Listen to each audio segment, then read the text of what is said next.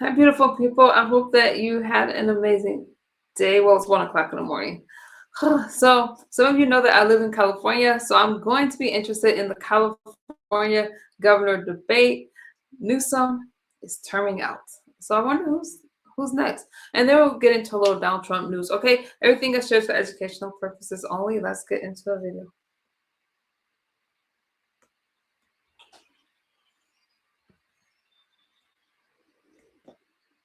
It's pretty interesting. National anthem. Oh, say, can you see? So, we'll be a little patriotic this morning,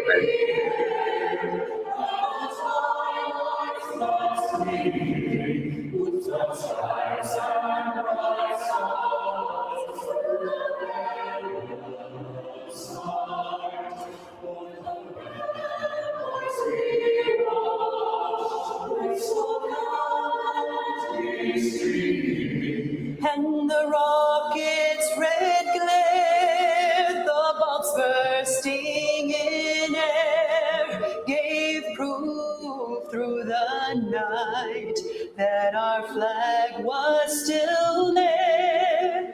Oh, say does the star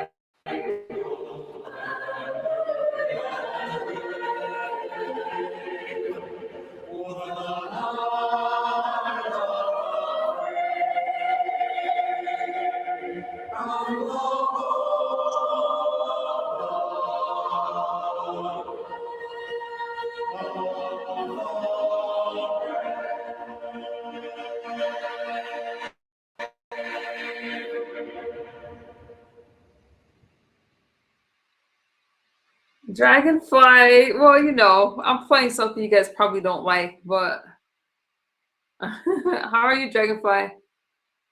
California, the world's fourth largest economy, an innovation juggernaut, and home to the world's newest frontier, artificial intelligence. I'm finding people to take jobs in this state because they can't afford to live here. Everybody has said we need more housing. We need to voters before the primary in June. Tonight, NBC4 and Telemundo 52, in partnership with LMU, are bringing you the final statewide debate to California voters, actually. I'm joined by my colleagues, Conan Nolan from NBC4, our chief political reporter, and Telemundo 52 news anchor, Enrique Piabra. ¿Qué tal? Buenas noches a todos. I'm finding people to take jobs in this state because they can't afford to live here. Everybody has said we need more housing. We need to build more housing, but I'd like some specifics. Mr. Hilton, we'll start with you. In our conversation, you said we need more subdivisions and to link them by freeways. Do I have that right? Yes, the California dream was built on that idea of owning your own home. And right now we have the highest housing costs in the country and the lowest home ownership. Young people saying to me all the time, I can't imagine making my life in California because I'll never be able to own my own home. We've got to change direction on housing. Yes, we've got to simplify the regulations that make it so expensive, 2 or 3 times more expensive to build housing compared to other states. Yes, we have to stop the hidden taxes on house building. But the big change we need to make, which the Democrats on this stage aren't prepared to make, is to end this ideology which says the only acceptable form of housing is to shove apartment buildings into suburban neighborhoods. We've stopped building the kind of starter homes and single family homes we used to build so well in California that made the California dream a reality. And that is what I will get back to as governor, to restore that California dream of home ownership. Thank you, Mr. Steyer. So the biggest problem in California is Californians can't afford to live here anymore. And the number one part of that is housing. And in order to solve our housing problems, there are a bunch of things we have to do. So we have to shorten permitting times and make them less expensive. For sure, everyone on this stage will say that. I believe in zoning densely near public transportation. And I believe that the way to drive down costs per square foot by at least a third is by constructing offsite and then putting together onsite. But there's some other things I'll do that no one else on this stage will say. I'm going to close a corporate real estate tax loophole for $22 billion a year that's going to go to the cities and counties. And that's going to make them willing to permit housing and to make it happen. They're standing in the way because housing is an unfunded liability for them. I'm going to fund it. And lastly, our community bank, nonprofit community bank, has financed 17,000 low-income housing units. The state of California needs to use finance. Thank you, Mr. Starr. Finance low-income units and also for down payment assistance. Thank you. Sheriff Bianco? Yes, we certainly can't afford to live here anymore. And it's exactly, solutions like that are exactly why you can't afford to live here anymore and why you will never be able to afford to live in California anymore. Unfortunately, in the position we are, I'll stick up for Steve unless you elect Steve or I, because the policies that the rest of the people on this stage are proposing to all of you is just a repeat of all of the problems that got us here in the first place. You can't afford a home in California because the builders cannot afford to build homes because of the excessive regulations in California. With me as your governor, we will become, for the first time in many decades, a building empire in our country. We will build more homes than we have ever built before because we will allow builders to build them. We will remove the restrictions and the regulations that prevent it right now. And those restrictions come from CEQA, they come from the Coastal Commission, they also even from on the outside in CARB. But regulations are the key to afford housing in California. Secretary Becerra, when we had an interview, you said that housing should be based on how many people we want to live in California. We have to determine what essentially our population. Do I have that right? And can you explain in your 1 minute, what did you mean by that? Dakota, we have to make sure we understand how many homes we need. And you can't understand how many homes you need unless you know how many people are coming to California. I remember when my parents told me the story when they got here, they had $12 in their pocket, yet they got to live that California dream. They purchased a home. They were able to give my three sisters and I far more than they ever had. And that's what we have to get back to, is giving every family that opportunity. I will make sure that down payment assistance programs are expanded under my watch, because today, California families are essentially buying a house. They're just buying it for the landlord, because in their rental payments, they're essentially paying the mortgage. How about we do this? How about we help you get that last cog in the process of buying a house, the down payment. Then when you pay a monthly payment, it's not for rent, it's to own the home. How about we make sure Wall Street isn't the person you're bidding against when you're trying to buy that house? That is unfair when Wall Street can outbid you. Third, how about we streamline regs, make CEQA work, because CEQA was meant to help protect communities, not to stop housing. Thank you, Mr. Secretary. Congresswoman Porter. Yeah, housing is personal to me. It's personal to me because I've spent a large part of my career working on helping families who couldn't afford housing, who were the victims of predatory lenders or were facing eviction. It's also personal to me because I'm raising 3 teenagers here, one of whom I think there's a pretty good chance he's going to wind up living on my couch if we don't figure out how to build more affordable housing. It's not enough to just build housing for those who are here. We have to build enough housing for California to grow our economy. And it's not enough to just build more. We have to build it less expensively than we are now. Building faster is building cheaper. If we build faster, we can take 10 or 20% off the cost of rent and mortgages. That is a lot of money back in the pockets of California. We also need to innovate into construction technique, architectural design, manufacturing, and housing finance. When I'm governor, Californians will have a 5% down payment on their houses, not 20. Thank you. Mr. Mahan, in answering this as a mayor, should the state get involved in zoning? It's normally a local municipality that decides what housing is built. Well, thanks, Conan. If cities don't do their job, the state absolutely has to intervene and hold them accountable. I'm running for governor to deliver the kinds of results I've delivered as mayor of our 3rd largest city. When we weren't building housing, we cut permitting times, cut red tape, reduced one-time fees, and got thousands of homes under construction. We built interim housing and moved thousands of people indoors. We've expanded backyard cottages for grandparents and kids coming back from college. We've actually gotten housing built. The entire state of California needs those kinds of results today to create upward mobility for our kids and our grandkids. While we're on the topic of leadership, though, I want to be really clear. We do not need the leadership that MAGA candidates on this stage are offering that's divisive. We don't need the leadership of a billionaire who's now against everything he made his money in, or a career politician who has failed again and again to deliver results? He's trying to remember his lines. Right. Hilarious. Okay. Mayor Villaraigosa. You know, my mother struggled to make ends meet, a single mom. So for most of my life, we rented. I bought a home at 25 years old. Young families can't do that right now. The average down payment is $140,000. So the first thing we need to do is support down payment assistance. There's an initiative on the ballot, no cost to the taxpayers, that will build 150,000 homes and provide that kind of first-time assistance. Secondly, streamline permitting. But let me remind you all, those of you who live in LA, when I was mayor, we went from 20,000 units of housing downtown to 60,000. We transformed downtown, built more housing, market rate, workforce, affordable, and homeless housing in 8 years, 4 years of recession, than the 12 years before that. The next governor's got to roll up their sleeves and get the job done. I will as the next governor. Thank you. Next question. A lot of people in the state of California think insurance is at a crisis situation. California investigation this week found State Farm mishandled and delayed claims from the wildfires.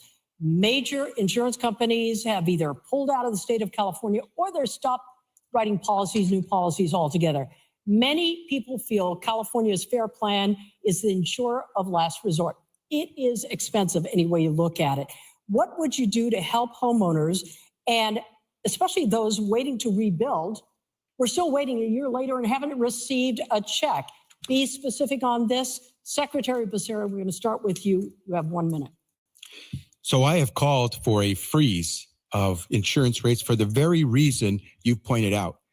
Most Californians don't understand why they are losing their insurance. My mom last year lost insurance coverage for a home she has that she had paid for over 30 years. I don't believe she ever filed a claim on that home. And all of a sudden, her insurance company just dropped her without explanation. That is not fair. There are people still in the Palisades and Altadena who haven't received payment. They haven't received the debt timeline But when they're going to be paid. What specifically would you do to help those folks? And Kathleen, I was going to get to that. I'm just trying to make sure we explain the problem because it's real for everybody. And that's why I'm calling for a freeze, because those companies ought to tell us. We are entitled to know why they continue to raise our rates, why they get out of Dodge when the going gets tough. We have to make sure they are there when we need them. We have to make sure we go through that audit. And I will make sure that we base insurance on the rates based on risk and risk based on mitigation that's been done to reduce your risk. Secretary Becerra, thank you. Ms. Porter. Yeah, we can't afford to freeze rates because what will happen is every insurer remaining in this state will leave. And if people cannot get insurance, they will not build more houses. They will not build green energy projects. The solution is more insurers competing for rates. Exactly. I'm a consumer protection advocate. I have spent my life taking on corporations with or without a whiteboard who lie, cheat, or steal. And there's a lot of evidence that that is exactly what State Farm has done here. These folks are victims and they need someone who isn't taking corporate contributions from the very insurers that they claim they will hold responsible. The solution is to bring insurers back into the market, to do the things that we've already done here in terms of allowing premiums to be written to the risk at the household level, and to address climate change risk and invest in our firefighting service. Mayor Mahan, you have 60 seconds. Well, Javier, I can tell you why the insurance companies left and stopped writing policies and why your plan will only make it worse. We effectively told them they couldn't use climate data to actually model the amount of risk. We effectively told them they had to lose money by writing new policies. So the answer is bring them back, as Katie said, have them compete to bring down costs. Now, if they slow roll the payment of claims that they need to pay, then yes, let's sue them and hold them accountable. But the truth is the state of California broke the insurance market. We need to bring them back, have them compete, and the state and the federal government have to take responsibility for reducing wildfire risk around all of our urban areas by clearing brush, thinning forests, and reducing the risk of the catastrophic fires that are driving up insurance costs. It's not rocket science, but price caps will only make it worse. It'll be impossible to bring insurance companies back to California. Mayor, thank you. Mayor Villaraigosa.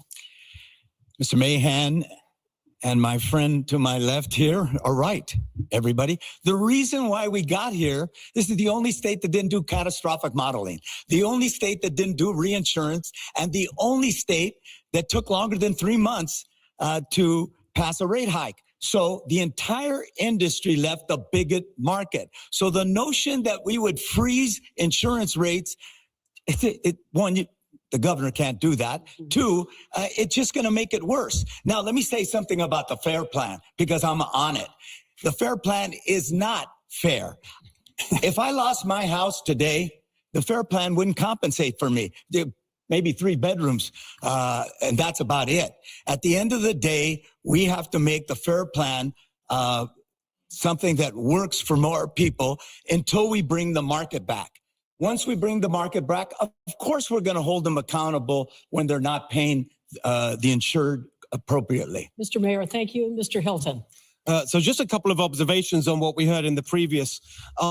Of all the stories of the California dream for some of my friends and colleagues on this stage, but the California dream they're talking about happened when you had a Republican governor in California. And that's what we need to get back to restore it. Matt Mahan talked about housing. His city was just rated the least affordable for housing in the world. So what that all points to is that actually, if we want change in California on all these issues, we can't keep doing the same thing over and over again, specifically on insurance. The things we haven't heard that I would do as governor is, number one, enforce the actual regulation in the original Proposition 103 that set up our insurance commission and the regulations around it, which says that rate changes need to be approved in 60 days. Now it takes over a year. That's one of the reasons that they're leaving. And the other massive one, lawsuits. Lawsuits are adding sometimes up to $15,000 a year onto insurance premiums. And these Democrats won't change it because they are funded by the trial lawyers. Thank you so much, Mr. Can I respond to that? So can I go? Look, we've had, Steve's right that we've had the least affordable. Mayor, I'm asking for specifics on this. We'll get back to you in just a moment. Mr. Steyer. So I think I know as much about business as anyone on this stage, and people are right. This is a huge home insurance market, and we need to harden the homes, and we need to reduce the catastrophic risk, and everyone's describing how we need to make it possible for insurance companies to come here and make money. But the truth is, someone has to stand up for Californians when people are going after them. Someone who's been to Altadena and talked to the people there and see how they've suffered, not just financially, but the stress that it's put in their lives, and the fact that the insurance companies are slow rolling them, and the fact that SoCal Edison is slow rolling them, and the fact that FEMA is slow rolling them. Yeah, I absolutely believe we should have an insurance market, and as governor, I'll make sure we reduce catastrophic risk. But as governor, I'm going to stand up for the people of California when corporations are taking advantage of them. And we are seeing that right now in Altadena and Pacific Palisades. And it's the governor's job to stand up and fight and make sure those people pay the claims, pay the FEMA, and pay the cost of having caused the fire in the first place. Sheriff Bianco. Yeah, thank you. So the difference between me and everyone else, after I'm your governor, is I'm not going to lie to you about what's causing this problem in the first place. And I have some very dire news for all of you. The insurance companies are not going to come back if another Democrat is elected, especially the ones that are on this stage, because the reasons why they left is because of failed Democrat policies that forced them to leave. A government cannot force a business to go into bankruptcy. And the insurance companies repeatedly told our legislature and our governor that our environmental policies that prevent our fire department from creating defensible space around our homes and our properties was going to lead to multiple cities being destroyed. And unfortunately, we saw it in the Palisades. And unfortunately for the Palisades victims, the insurance companies, our governor called their bluff and they left the state, leaving all of them, most of them, without insurance. We absolutely will get rid of CEQA and the Coastal Commission. The fire department will clear defensible space, and naturally the insurance companies will come back and our rates will go down. Mayor Mahan, because San Jose was mentioned, you have 30 seconds to respond. Yeah, thank you. I mean, Steve's right. San Jose is expensive. It has been since before I was born. But as a leader in an elected office, I took ownership for that and challenged City Hall to do better. That's what we need to ask of Sacramento. We reduced fees. We sped up permitting. We cut the red tape, and we got thousands of homes under construction. We're not going to fix California's housing market overnight, but we can hold ourselves accountable for implementing common sense policies that bring investment in home building back to California and create room for working families and younger generations. So on a different topic, yesterday, the vice chair of the California Energy Commission told the legislature, we have 4 to 6 weeks left of fuel if the Iranian war continues. Now, if a bill comes before you, I want to know, do you sign it or do you veto it? And this bill would be whether to seek an increase in oil production in Kern County in the Central Valley. The governor of this state was not a big fan of oil. He's actually changed his tune a little bit on that. Yes or no? This is the bill. Do you sign it or do you veto it? Mayor Villaraigosa. Yes. Congressman Porter. Can you repeat the question? So would you advocate for an increase in oil production in the state? Western states point... no. Okay, all right. No. All right, very good. Mr. Sheriff Bianco. Absolutely. Mr. Hilton. We don't need a bill. I'll get it done directly as governor by instructing the California Department of Geologic and Energy Management to open up oil production. This is the problem with Democrats. Endless legislation instead of just getting the job done. We're going to veto it next time. Mr. Steyer. No. All right. Mr. Secretary Becerra. Versus importing? Yes. Mayor. Yes, we also should stop pushing all of our refining capacity out of state and importing dirtier oil from thousands of miles away. It doesn't make sense. One other thing, everybody has an opinion about this. You don't need to go into detail. It'll cost another $30 billion to finish California high-speed rail from Merced to Bakersfield. We've got the viaduct laid. We have overpasses. Do you finish it? Yes or no? Mayor Villaraigosa. Yes. Congresswoman Porter.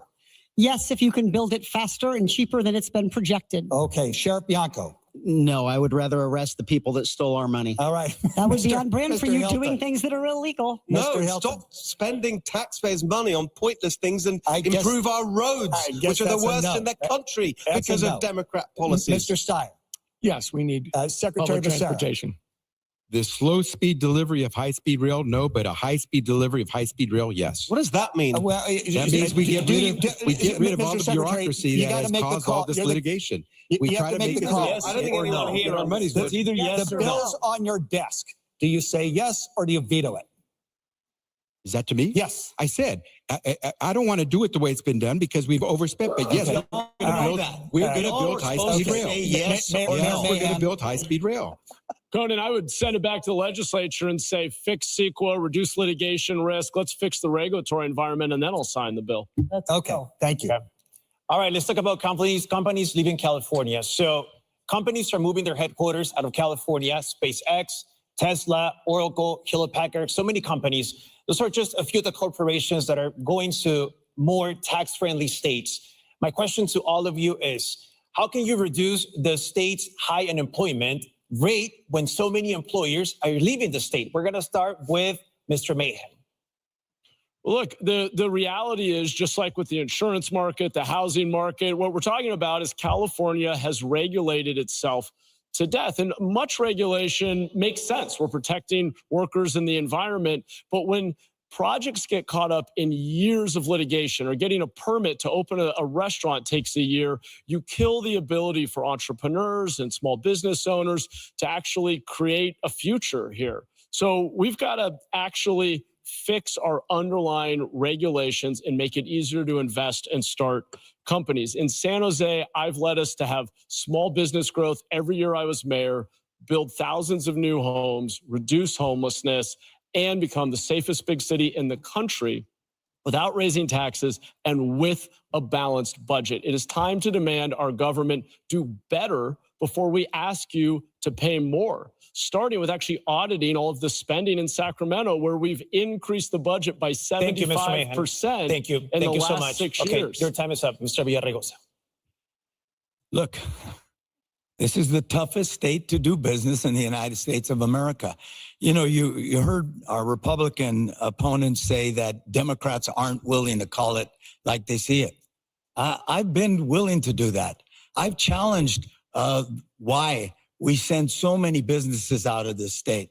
I've challenged why we have the highest gas prices, the highest utility costs, the highest home prices in the United States of America. It's because we're looking for perfect. Perfect doesn't exist, everybody. That's what comes with a proven problem solver. Someone who's been mayor of Los Angeles, speaker of the assembly. The one thing I get, we got to roll up our sleeves and fix these problems. We have the brains of AI and tech, but the brawn's leaving, and we've got to look in the mirror and ask ourselves why. The reason is overregulation. We can do this, protect the environment, protect workers, and protect business at the same time. Thank you, Mr. Villaraigosa. Mr. Hilton, you're up next. So Matt mentioned restaurants. I actually did open a couple of restaurants, but not here, back in the day in England before we moved here with my wife and my family in 2012. And unbelievably, it's actually much harder to do it here in California, which should be the home of enterprise and opportunity, the best place in the world to do business. And the fact is, when we talk about all those issues, there's this famous saying that comes to mind. The definition of insanity is doing the same thing over and over again and expecting a different result. Well, here in California, we've been voting Democrat over and over and over and over again. And look at the results. The highest unemployment rate in the country, the highest poverty rates, the worst climate for business. We cannot expect to make changes for the better if we keep voting Democrat. I will exclude Antonio. I agree with you, Antonio. You definitely have a more pragmatic approach to this, and that's what we need from our next governor. Thank you, Mr. Hilton. A problem-solving, pragmatic, common-sense approach. Hilton. Mr. Steyer. So California remains the best place to start a business and build a business. But it's also the most expensive. It's not true. It's the most expensive. It's rated place. 50th out of 50 states by Chief Executive Magazine. And the person on this stage who is going after those costs and driving them down for working Californians is me. And I'm doing it by going after the special interest corporations who are driving up our costs. I'm going after electric costs that are driven by the electric monopolies. I'm going after gas costs that are driven by the oil companies. I'm going after healthcare costs. I'm for single payer. And I'm going after housing costs. What's driving people out of California is the cost of operating here. And I'm talking about it in terms of people, but it absolutely is the same thing in terms of the companies that employ those people and have to pay them to live here. You can tell I'm doing this because the special interests are spending tens of millions of dollars to stop me. But I'm the person on this stage who's willing to change California and go after the corporate special interests that are driving up the costs for working people. Your time is up. Mr. Bianco. As long as we have the same policies that we've had for the last 2 decades, more and more businesses are going to leave. Of course, it's the best place to be. California, of course, is the greatest state in the world. But the taxes here, the regulations here are what are causing people to leave. Yes, we want to live here. We just can't. We want to own a business here. We just can't. So the people that are here on this stage are going to tell you everything you want to hear. They've been telling you that every time they want to get elected, and nothing ever changes. They are not going to deliver anything because it is their policies driving this up. I will make California the most business-friendly in the state because we will no longer punish businesses for being in California. We will remove all of the regulations, the regulatory environment that increases cost of business, the PAGA lawsuits that are absolutely destroying every single business simply to raise more money for the state of California because we have a spending problem, not a money problem. Thank you, Mr. Bianco. Mr. Becerra, you're up next. Let me give a specific example.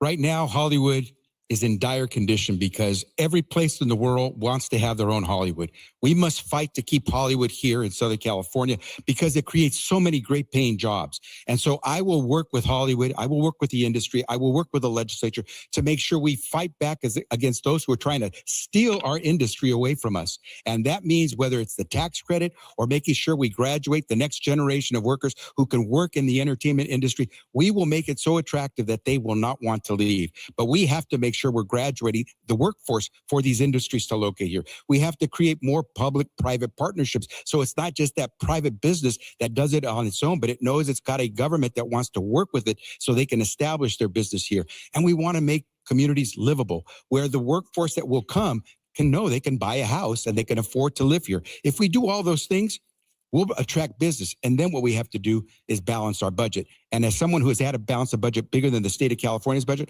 I will do that. Thank you, Mr. Becerra. Ms. Porter. Yeah, I mean, billionaire Tom Steyer says that California is the best place to do business. And I guess it was for him because he became a billionaire off it. But for the rest of California businesses, it's been a real struggle. He says he's the one doing it, but the truth is he's the one promising it. I've actually brought down costs like prescription drug costs by passing a law in Congress to give people their money back. I actually helped write a bill and testify for a bill that became law to crack down on credit card fees. If we want employers to be able to stay in this state and to add workers to this state, we have to make it affordable for workers to live here. Labor is one of the biggest costs that businesses face, and we have to pay higher wages because the cost of living goes up, and then wages go up. This is a terrible cycle. So bringing down the cost of housing, my policies for things like free childcare and a tuition-free UC-CSU degree will do exactly that. It will make it cheaper for people to live here, and businesses will benefit. Thank you, Ms. Porter. Thank you so much. 30 seconds for your reply, Mr. Steyer. Look, California is the richest state and the richest country in the world. You're the richest person on this stage. California is half the growth of the United States of America. The issue we have is we also have the highest poverty rate in the United States of America. The issue we have is the majority of Californians cannot afford to live here. After 16 years of Democrat one-party rule, why do you think that is, Tom? At the end of the month? And that's why I'm talking about driving down costs thank you, Mr. for Steyer. working Californians thank you and so the much. companies that employ them, so that we can all succeed. Well, you're one of those billionaires that's staying in California looking for a job here, but there are other billionaires who are moving on. Larry Page and Sergey Brin of Google, Mark Zuckerberg, they've left. Steven Spielberg's left. There are a whole bunch. And obviously it's because, well, they may not say it, but it's not a coincidence that you have on the ballot in November a wealth tax where they come in and first in the nation, where they tax, what do your cars look like? How much are they worth? And what are the watches worth? So yes or no, if this is, again, if it's on your desk as governor, do you support the wealth tax, which is on the ballot, which the governor fears is driving billionaires out of the state? And according to the Franchise Tax Board, they pay for about 40% of the income tax. Mayor Villaraigosa, yes or no? No. Congresswoman? No. What was the question again? Sheriff, the wealth tax, do you support it or do you oppose it? Absolutely not. Mr. Hilton? No. Mr. Steyer? If it's on the ballot, I sign it. You sign it. Okay. Secretary Becerra? No. Mr. Mahan? No, we should charge billionaires in other ways. Okay. I agree with Matt. Are you happy with that, Tom? How do you want to be charged by Matt? There is a longer debate, discussion here. There is a longer discussion. Policy. It's going to That's for backfire. another debate. We want to move on. We want to get as many topics in here as possible. The state has spent tens of billions to solve the homeless crisis in this state. And yet there is a perception that the homeless have more rights than the people who live in this state. Homeless encampments are taking over the streets, the sidewalks, parks, and so much more. So the question I have for all of you, and I'm going to begin with you, Mr. Steyer, is this the new norm? Absolutely not. I mean, we got to start with a very important point, which is no one gets well on the street. That actually being homeless and being on the street, only about 1 in 7 of the people who become homeless have serious mental health or addiction problems, but it's so stressful and dangerous that virtually everybody succumbs to that stress in some major mental health way. So what I would say is it's absolutely critical to keep people from going on the street, that rental assistance is much cheaper and more humane than letting someone go on the street, that emergency interim housing to get people off the street into a single room with a key with shared dining, laundry facilities where you can bring your dog is much more compassionate. But all of those things lead to the point that don't want our streets to be dangerous. We do want our kids to feel safe. I'm for someone who wants to build dense housing in the inner city and make it vibrant and walkable and fun. And it's absolutely critical that people feel safe, can walk around. Thank you, Mr. Steyer. And actually create the environment that Californians deserve and want. Thank you. Mr. Bianco. Yeah, so it was a misstatement in the beginning, or not a misstatement, but I will tell you that they are definitely not, they don't have more rights than anyone else. No, but they there are actually, is a perception. they are actually pawns in the homeless industrial complex. There is absolutely zero intent on helping any of them. If we did, the billions of dollars that were going there, the numbers wouldn't get more every single year. This is not and has never been about homes. This is about drug and alcohol addiction. This is about mental illness and a combination of both. And until we start calling it what it is and treating it for what it is, we are never going to get out of it. And proof of the last 12 years is right in front of us. It's never going to be better until we get them the treatment that they need. Stop calling it homes. It's mental health, drug addiction, and alcohol addiction combined. The biggest thing that we need is the treatment centers that treat at the same time mental health conditions and drugs and alcohol. Putting a solid roof over someone's head is no different than a tent, and it doesn't mean that you solve the problem. Sheriff, thank you. Mayor Villaraigosa. We spent $24 billion from the state and billions more in cities and counties, and during that period, homelessness went up. Folks, we just got to acknowledge we can't just throw money at the problem. We have to invest in what works and stop, spending on what doesn't. What works according to the LAO? Temporary housing works. The Home Key program, rental assistance works. But we need permanent supportive housing as well with services connected to them. But the average unit is $850,000 a unit. Your kids can't afford that. So in San Jose and Los Angeles, we're building small homes for $100,000. We've got to focus on what works and stop throwing money at what doesn't. As governor, that's what I'll do because what we're doing now, just not working. More homelessness than in my life I've ever seen in my lifetime. It's a state government scam. Thank you. Secretary Becerra. So homelessness is also a mental health crisis, and we have to attack that straight on. That's why when I was Secretary of Health and Human Services, we established the 988 program, which functions like 911, but for mental health and suicide prevention. And it is working. We have to start getting people access to the treatment that they need.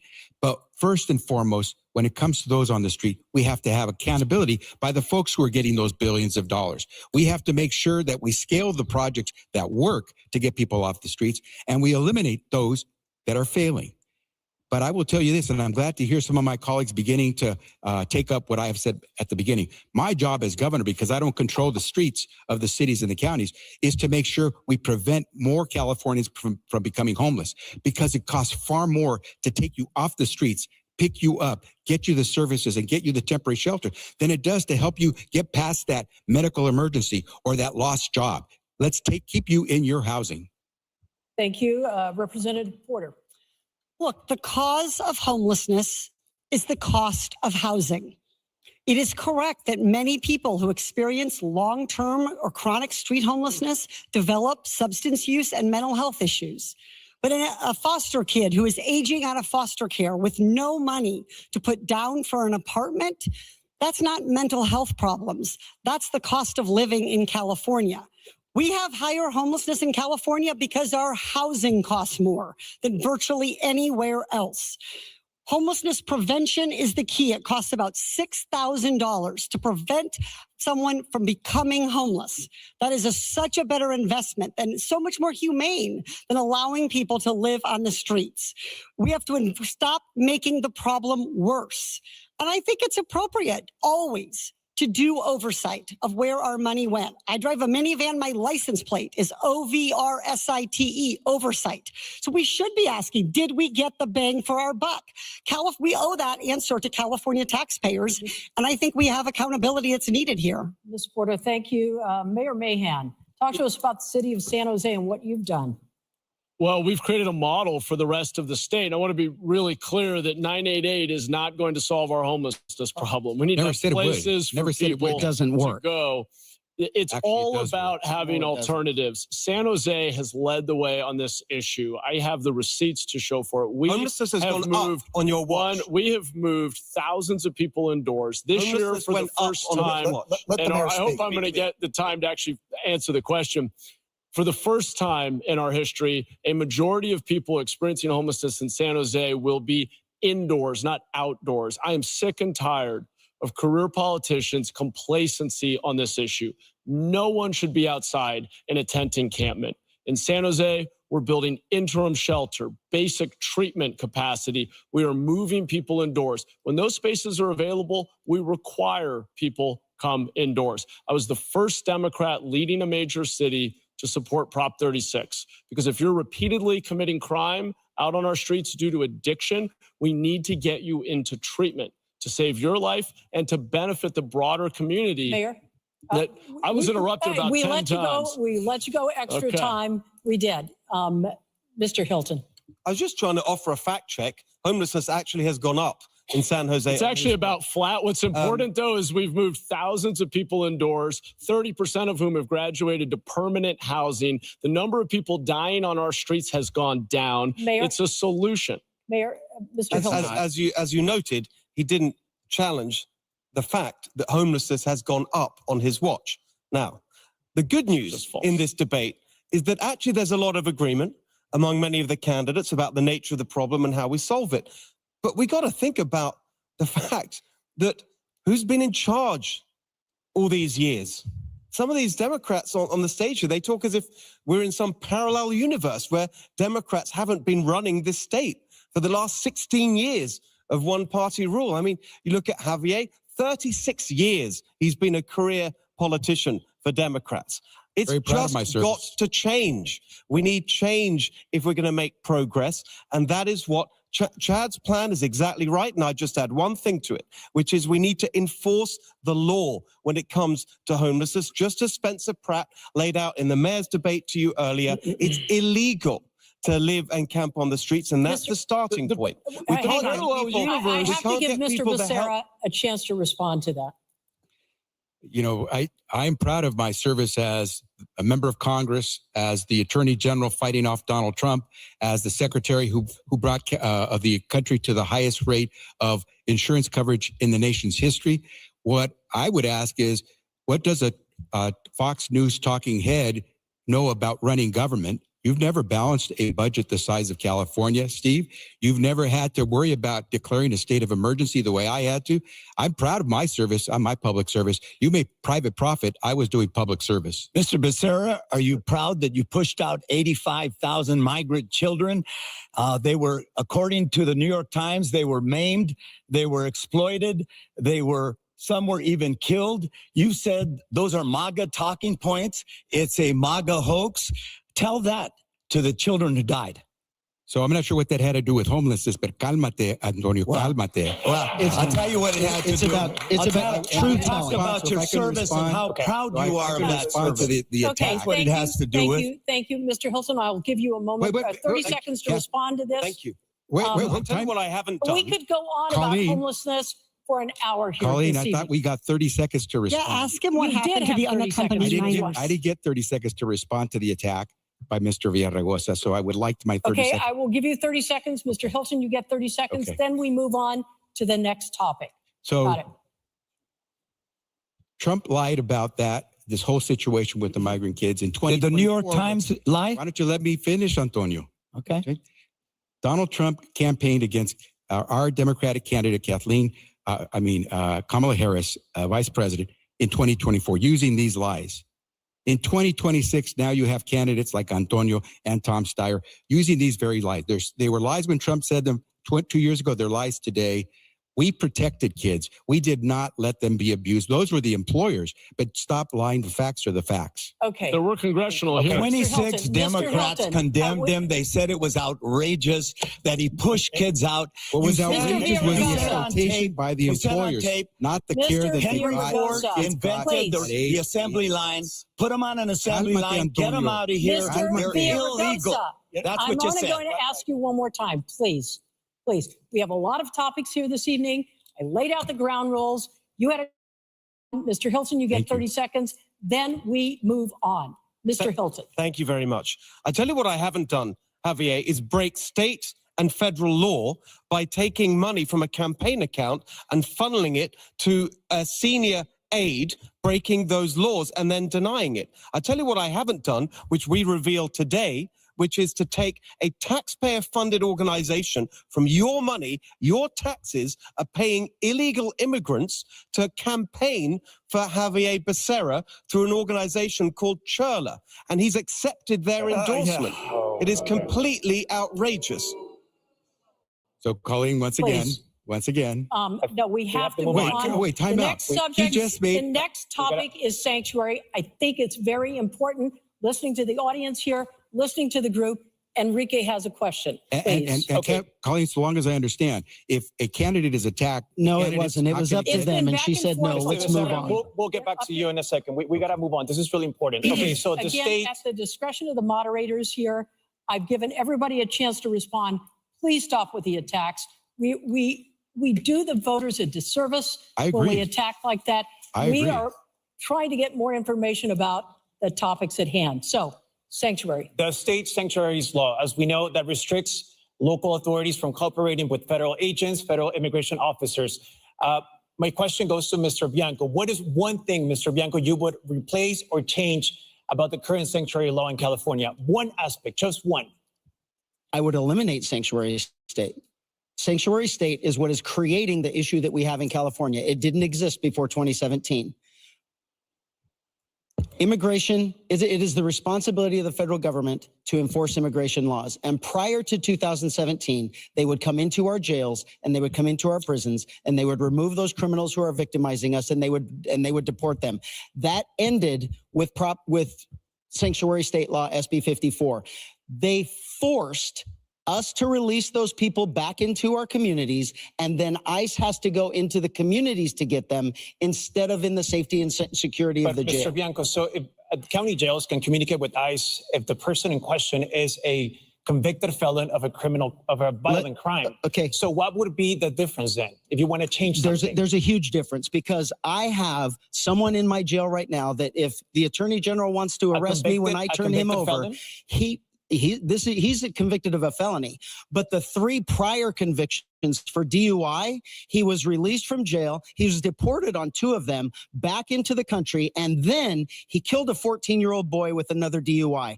So we have to wait until somebody dies before we deport criminals who are in our jail. And those people who are released from the jail, immigration enforcement officials have to go into the communities to get them. And that is why we see what we see on the streets. Mr. Villaraigosa, really quick, 30 seconds. He said that yesterday. It's just not true. 12,000 undocumented violent criminals. Tell that to the family that lost their child. Look, I know you're an oath keeper and you feel like you could do whatever you want, but let me be clear. Let me finish my thing. May I have my time back? Yeah. Okay. Yes, we're gonna give it to you. Let me just say, continue. In point of fact, you keep on saying that they don't turn over violent criminals. No, I didn't. That's just not true. No, they do. They've turned over 12,000 since 2019. It obviously wasn't enough. Well, Mr. Villaraigosa, thank you. Ms. Porter, you want to say something about this issue? Yeah, I mean, I think we ought to enforce the existing sanctuary laws everywhere so we don't have crazy cowboys taking the law into their own hands. Tell that to a crazy mother who lost her child. Sir, I don't need any lectures from you about being a mother. Of course, you might. okay. Again, please. All you have done this evening is shout past me and not given me a chance to respond. That was obviously a scripted answer that didn't fit, but go ahead. But please, I'm sorry, everybody. No, I'm not going to be, excuse me, not for this. I'm not going to be lectured because I have not interrupted a single person. I understand, Congresswoman, you have the floor. So I think it's important to recognize that our sanctuary laws are only as good as the enforcement of them. We have entities right now, including local sheriffs, including state agencies in a lot of our counties that are violating sanctuary law. He says he wants to enforce the sanctuary law. He wants to do away with the sanctuary law policy. That's because he doesn't want to have to follow it. Every Californian deserves the protection of their governor. Every Californian deserves the protection of their governor. Keep talking over me. You know, Sheriff, you had an opportunity to speak. Ms. Porter, you have. I respect you, but I don't need your help being defended. Thank you. Okay. You know what, Conan? We have a final question. Right. So can we all address this? This is a key question. We have a final question. But very quickly, the Democrats on this panel, for the most part, support the sanctuary state law. Is that in agreement, Mr. Secretary? It would be Mr. Mahan, Mayor. Yeah, I'd like to. But I'd like to be able to respond to the accusations that were made. I'd like to just answer the question. I'd like to answer the question too. No, please, let me at least answer. You all said I was going to get to answer that question. Time is your enemy here. Okay. May I then answer the 30 question? seconds. We're going to start with Mr. Becerra. 30 seconds. Go ahead. First, SB 54, the Values Act, sanctuary law. I defended it against Donald Trump's attacks the first time he was president, and I beat him. That's why we still have that law in place. I stopped ICE from trying to force our law enforcement to do ICE raids because I beat Donald Trump in court. As governor, I will investigate ICE. We will prosecute ICE. We will convict ICE if they have violated the law. And what I will tell Steve and Chad is that Chirla is one of the biggest defenders of immigrant rights in this nation. They deserve respect. I agree. Please. So, Enrique, you're correct. And as the mayor of the safest big city in the country, I can affirm that our sanctuary laws do not provide sanctuary to criminals. What they do is they build trust between law enforcement officers and the community they serve. We don't ask our police officers to check your tax returns or your immigration papers because we want you to report. Let me finish. We want you to report crime, serve as a witness, provide evidence, but we absolutely have to enforce our laws and keep people safe, and we can do both.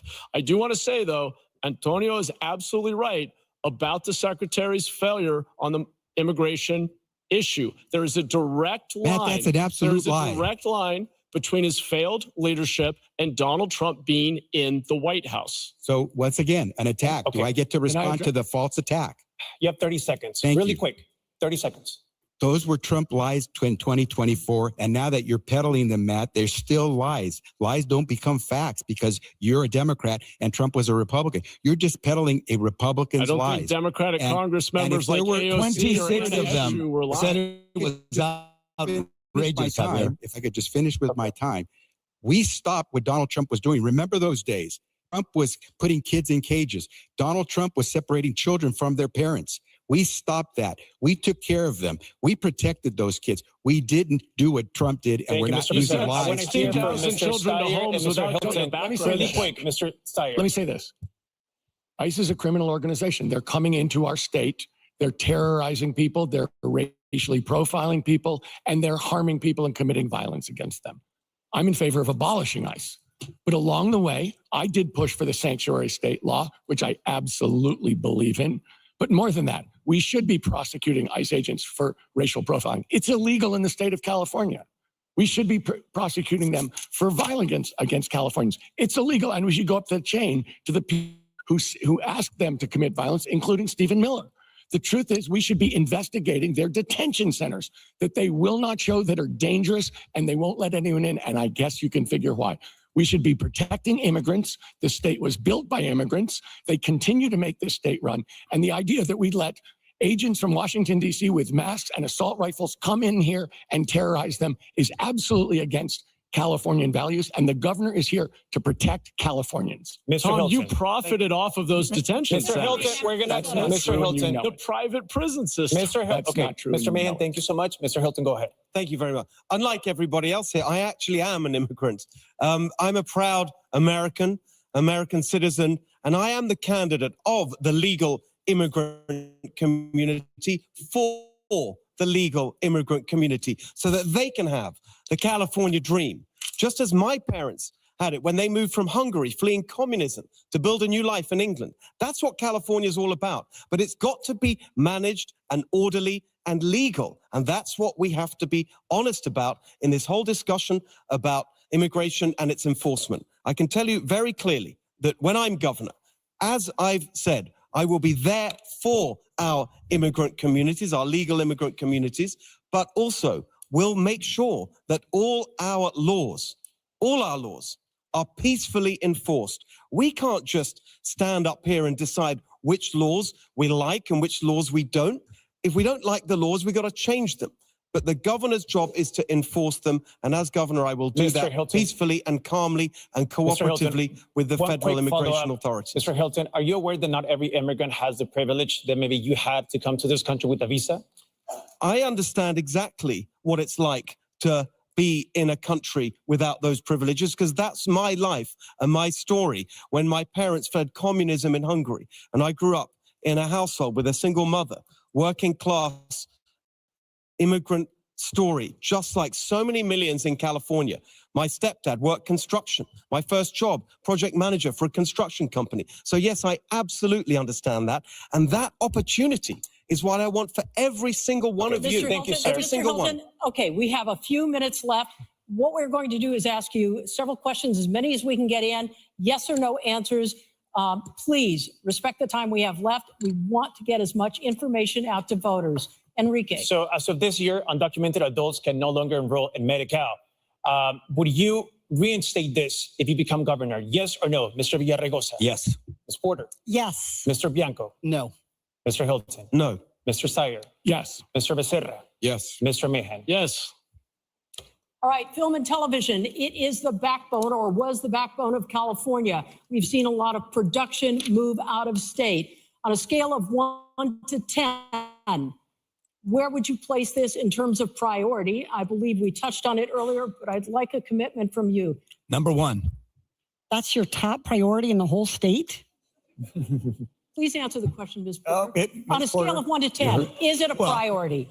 It's a priority. Well, yes. Of course it's a priority. Everyone's going to say it's a priority. Of course it is. Yeah. It's a weird question, to be honest. I agree with Katie.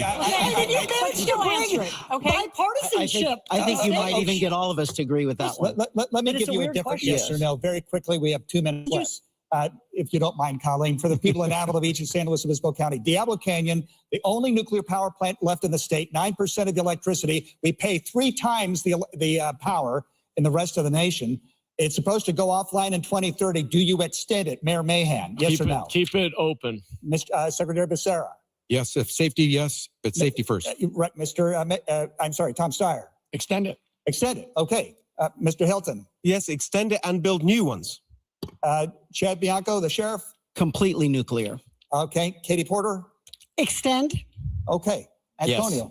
All right, let me rephrase the film question. Would you extend tax credits to match other countries and other states? Yes or no? Yes. Yes or no? Yes. Mr. Bianco? Yes. Yes, I published my plan on this last week. Yes I would or no, exceed other countries. We got to be yes the or no? best Mr. in the Steyer? world. Yes. Mr. Becerra? Yes, and it's an 11 on a scale of 1 to 10. Thank you. Yes, I was the first candidate to put out a plan doing just that. Thank you. Yes. Very quickly, again, we got a minute left. Under the California Education Code, you perform in an athletic event, K through 12, based on your identification by gender. Would you change that law to match the IOC that you identify based on your birth at gender? Yes or no? Very quickly, we have 30 seconds left. Mr. Mahan? Sorry, change which law? The current law says you identify, and that's how you participate. Yeah, but at higher levels, I would let the leagues decide. Yeah, okay. Mr. Becerra? Enforce the law. Okay, Mr. Steyer? 15 Allow seconds. trans athletes to participate. Mr. Hilton? I have a wristband that says Save Girl Sports, and I Chad will. Bianco? Katie Porter? Yes, enforce the existing law. That wraps it up for us. That was... A lot of people in the state of California think insurance is at a crisis situation. California investigation this week found State Farm mishandled and delayed claims from the wildfires. Major insurance companies have either pulled out of the state of California or they're stopped writing policies, new policies altogether. Many people feel California's FAIR Plan is the insurer of last resort. It is expensive any way you look at it. What would you do to help homeowners, and especially those waiting to rebuild? We're still waiting a year later and haven't received a check. Be specific on this. I don't know how you didn't Secretary like that. Becerra, we're going to start with you. You have 1 minute. So I have called for a freeze of insurance rates for the very reason you pointed out. Most Californians don't understand why they are losing their insurance. My mom last year lost insurance coverage for a home she has that she had paid for over 30 years. I don't believe she ever filed a claim on that home. And all of a sudden, I think I showed you guys that, right? It's just gonna repeat. So that was I live in California. I will be voting red, if anybody wanted to know. It's crazy. Let's go to a little bit of Donald Trump news, okay?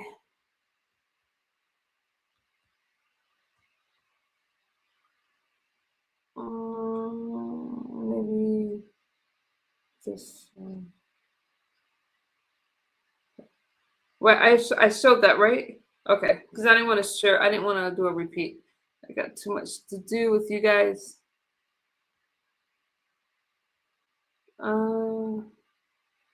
Claude, you did see that part, right? Hang on. Why am I so?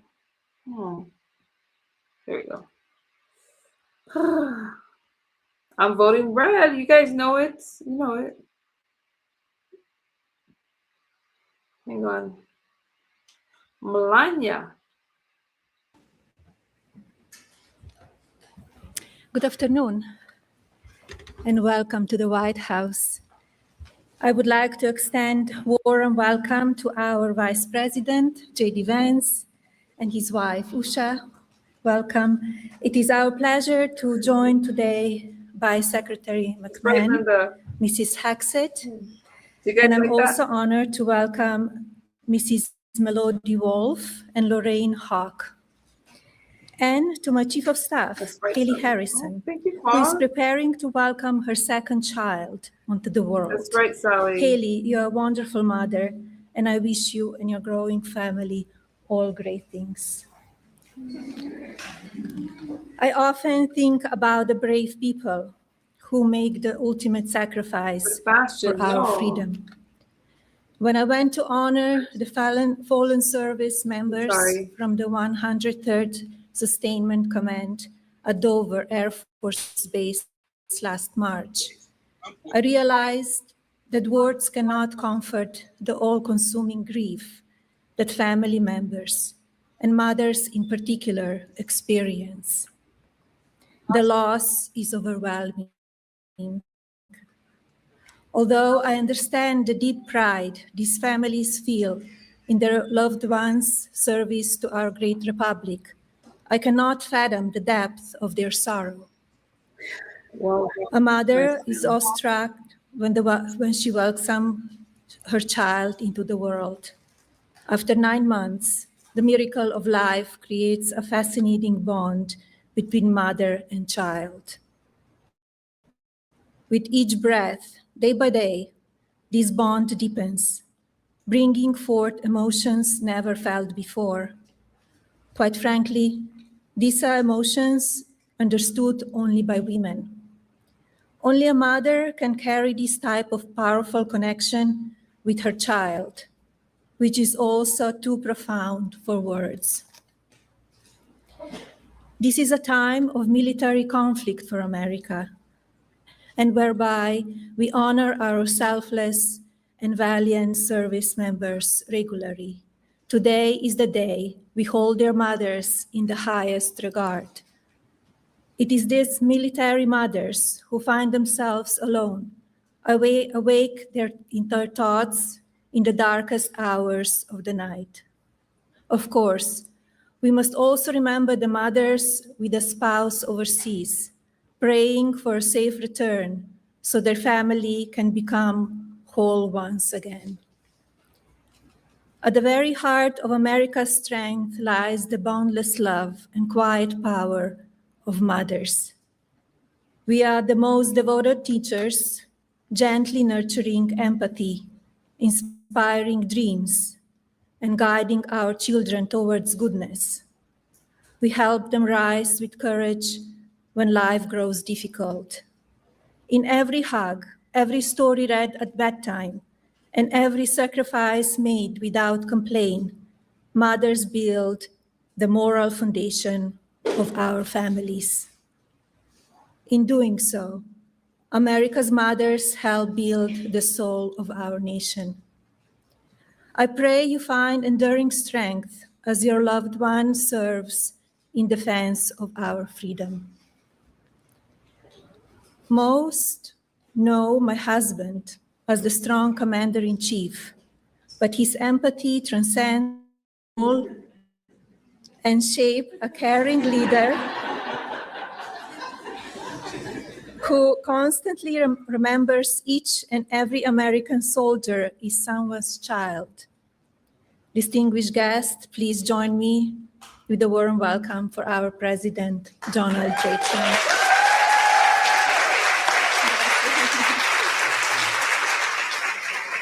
Thank you. That's good. Thank you, Anna. Great job. So I want to thank everybody for being here. We have so many things to talk about, but there's nothing more important than military moms that I can tell you, because without you, I don't think it would be in this house. I don't think this house probably ever would have been built a long time ago. So important. I want to start off by saying we're in our great vice presidents right here, and we're in I call it a skirmish, because that's what it is. It's a skirmish. And we're doing unbelievably well, as we did in Venezuela, where it was rapid, over in one day. And we're doing pretty much equally as well, I would say, larger. But we're doing very well in Iran. It's going very smoothly, and we'll see what happens. They want to make a deal. They want to negotiate. And I think that military mothers would want to hear that. Do you agree? I think it's appropriate. Somebody would say, oh, that's not appropriate. I think military mothers want to hear about this stuff. And we have the greatest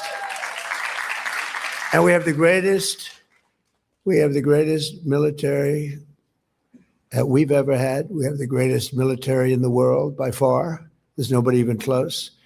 And I think we've displayed that. I built the military in my first term, much of it. It was when I inherited the military, it was like when I inherited the border. The border was a mess, and the military was a mess. A lot of you know that because you were there to witness it. And now we have the strongest military that we've ever had. We're just getting a approval of $1.5 trillion to upgrade our military still further. But when I was spending all that money in my first term, it was a great term, a very unbelievable term. We had the best economic numbers that the country's ever had. Now we're going to blow them away. We're blowing them away right now. But I built the military in my first term with the help of a lot of great admirals, generals, and everybody else. And I didn't know we'd be using it quite so much, but that's okay, and whatever it is, because in the case of Iran, we're not going to let Iran have a nuclear weapon. And we're not going to let that happen. And we won't let that happen. And so we're dealing with people that want to make a deal very much, and we'll see whether or not they can make a deal that's satisfactory to us. We have it very much under control. The blockade is unbelievable. The Navy's been incredible. The job they did, it's like a wall of steel. Nobody goes through. In particular, the Iranians, they're not getting anything through one way or the other, so they're out of business. And we'll see whether or not they are agreeing.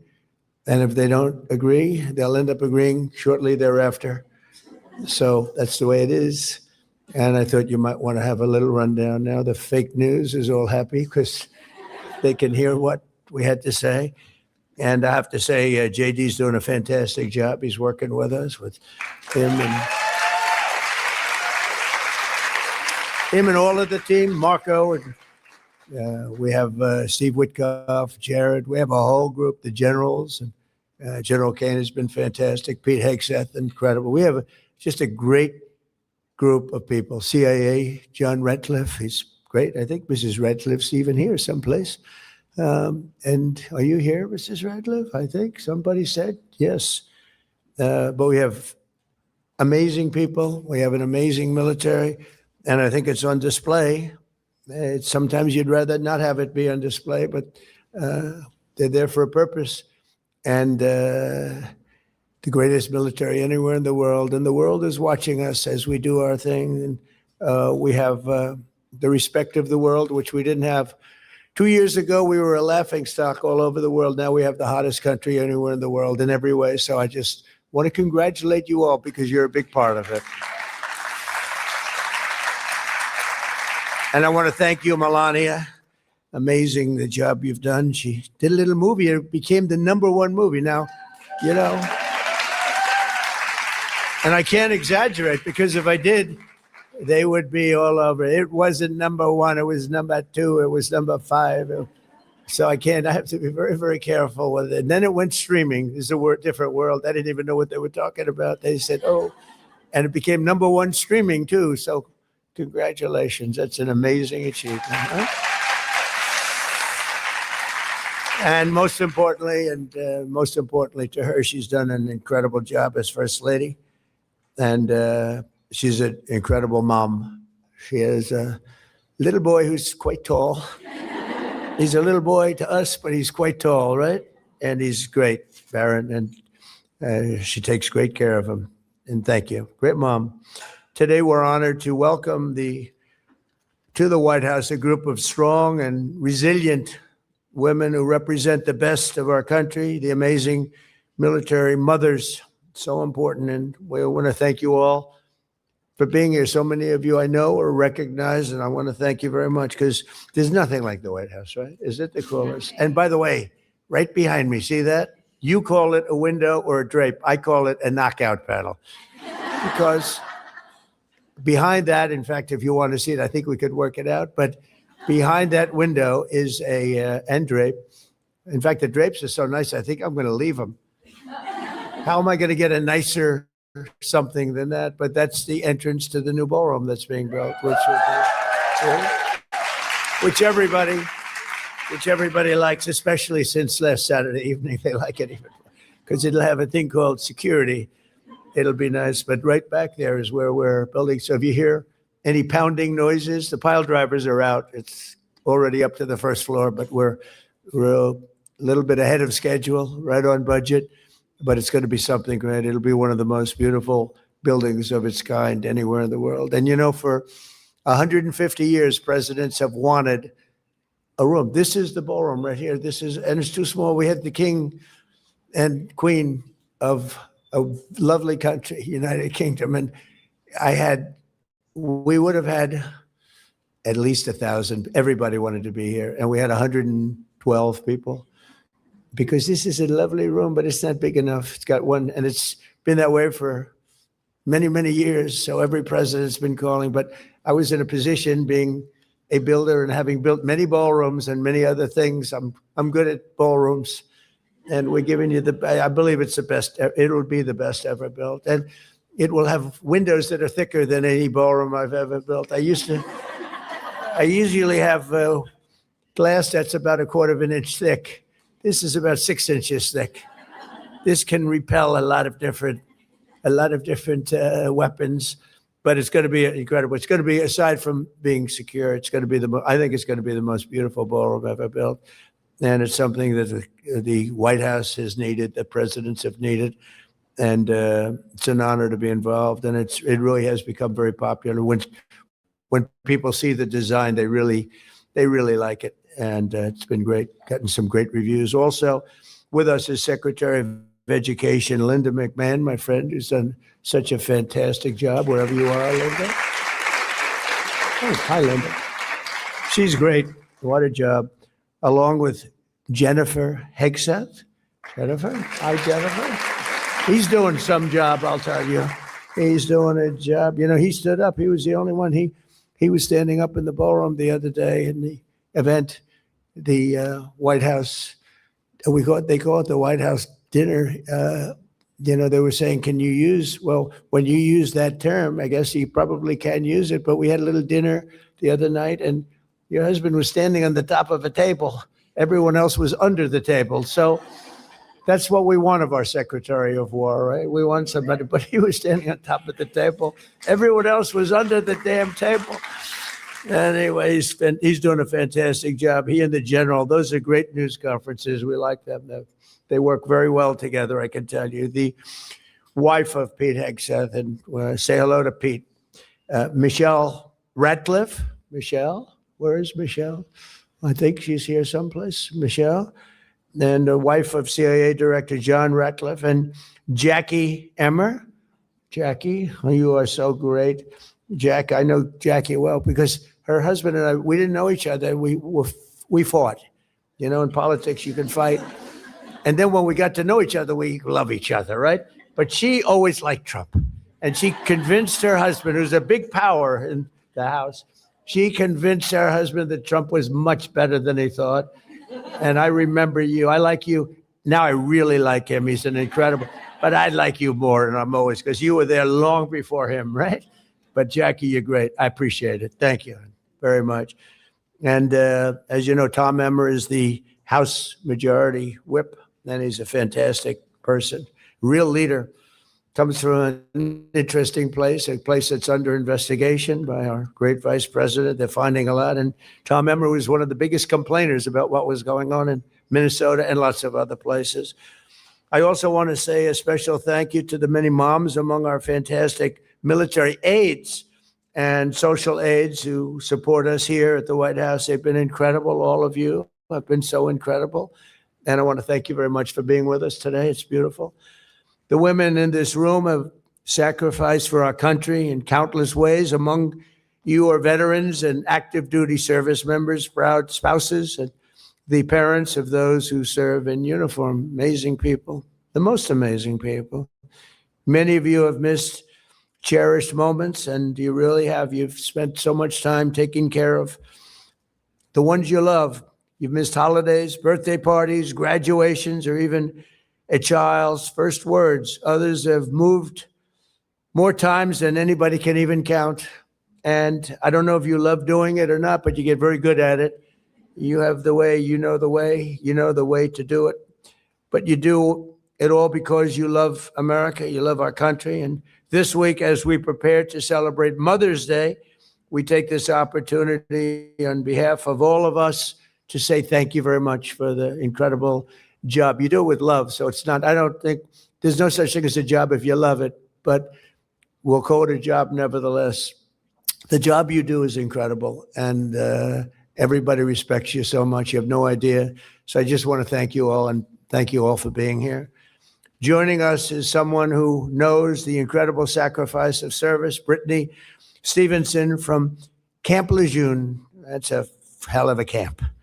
That's beyond a camp. The word camp, I don't know. It doesn't look like a camp to me. Her parents were both Marines, and in 1983, her dad survived the Marine barracks bombing in Beirut. We talk about that even to this day. That was something. Brittany loved the Marines so much that she married a Marine herself, and the love of her life. Taylor, over 15 years, her family has moved 10 different homes, and been assigned to 6 duty stations from all over the world. And now her daughter, Ava, is part of the Marine Corps Junior ROTC program and wants to become a Marine as well. So Brittany, your family is a definition of Semper Fi and always faithful. And I want to thank you. Where are you? Where are you? Please stand up. Would you like to come up and say, come here, Brittany. Come here.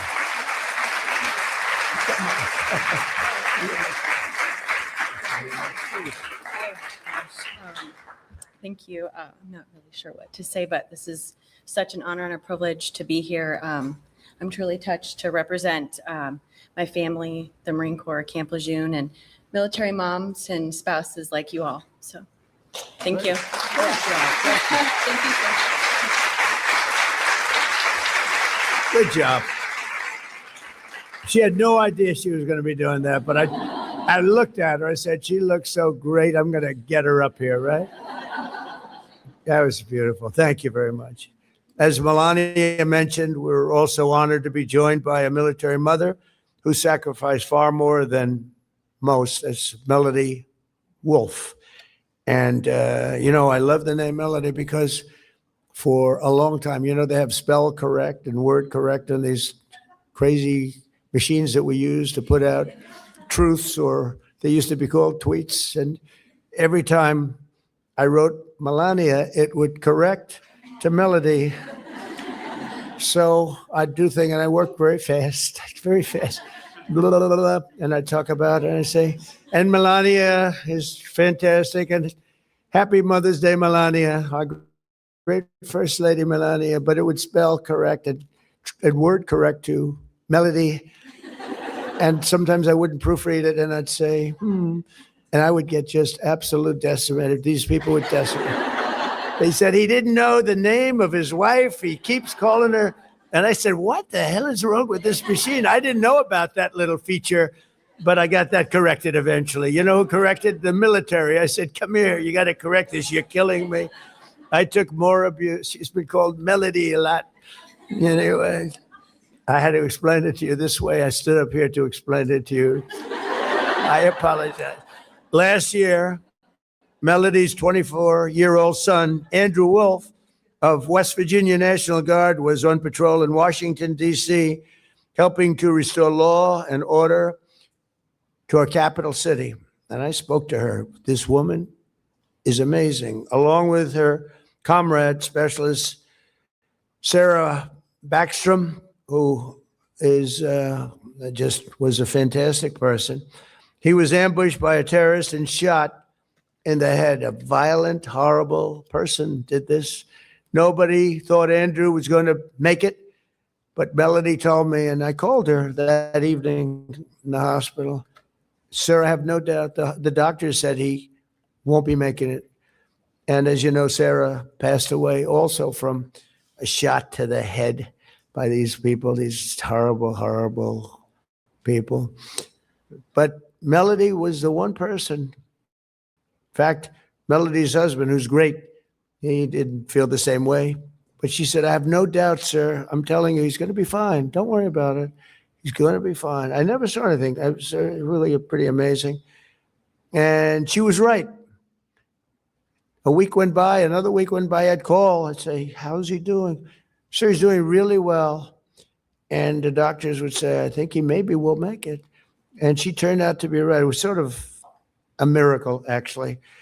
And I've never seen, they talk about the power of positive thinking. I've never seen anything like this one. JD, you wouldn't believe it. He had no chance. I'm telling you, and she willed it. And now it's really something very special that I hear he's just doing fantastic. It was a Bible verse from the book of Isaiah. Do not fear, for I am with you. With God's help, Andrew has made a really incredible recovery. It's hard to believe. And during my State of the Union address, we were privileged to award him the Purple Heart. This was a real Purple Heart. This was a terrible thing that happened. And Melody, where are you, Melody? There you are. Hi. Haven't seen you in a little while, but it's true, the story, right? You were the only one. You know that you were the only one. She was so positive, I don't think she hurt anybody else. And your husband's doing okay, and he feels much better about it. He was not feeling too good. I think you should. Do you want to say something about your boy and how? Come on up here, Melody. No, it's such an amazing story. Such an amazing story. Come. We went through a couple of bad nights together, right? Yes. I first want to say that we had the nation behind us at a time when nobody thought our boy would make it. He was 24 years old. He was a young man on the streets of DC. A shot to the left part of his brain. We have a strong faith in God, and God is what brought our son through this. He gave us an amazing backing. He gave us amazing doctors. He gave us amazing nurses, and our community, our nation, our community, are just all of the support and the support of the White House medical staff. Incredible. Anything that our son needed was met. We are just truly thankful. And we're a little over 5 months. He came home from the hospital April 2nd, and he is now enjoying being home. He's getting back into playing golf. He loves cornhole, as you know. Yes. He loves doing so many activities. And so we're truly blessed that we're able to get him into some outpatient care closer to home. We do have another surgery coming up in September, and just recovery is my understanding that will happen for quite some time, but I have no doubt that he will be 100% back to Andrew within a few years, independent, driving, being a young bachelor again. So thank you so much.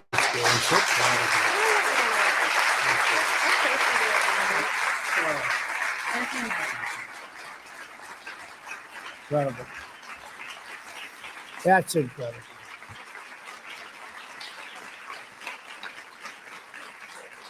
That's incredible. Nobody really can understand it, but I was with the general, who was fantastic, right? And he said, not much of a chance, maybe no chance. I mean, I hate to say it even, but no chance. They all said the same thing. And she said, no, God is with him. I'm telling you, President, God is with him. He's going to be okay. And I get reports that he's amazing. Right? So congratulations. Thank you very much. You taught us all something.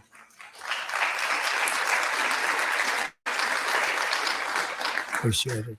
Also joining us is an outstanding active duty Air Force mom, Lieutenant Colonel Amanda Colazzo. She's an MQ-9 Reaper drone pilot. Whoa, that's pretty good. An evaluator, a weapons officer, and desk officer at the Defense Threat Reduction Agency. She has traveled to 20 countries, flown over 7,000 hours, and eliminated many high-value targets. She's a great talent, they say. Our military is strong again, and as Amanda says to herself, and we are, as a nation, we are really respected again. She said that, and it's true. So, Amanda, thank you very much. Where are you, Amanda? Where are you? Come on up here, Amanda. I got to tell you this. You know, they're not expected to, but they're doing very well. Come on up. That's great. Thank you very much. Thank you, Mr. President. Thank you, Melania, for hosting this event. Thank you, Cindy, for inviting me out here. I just want to say I'm proud to be an American. I am proud to serve our nation, the world's greatest Air Force. Thank you for all of the moms out here and for your spouses, your kids, yourselves. So thank you all, and happy Mother's Day.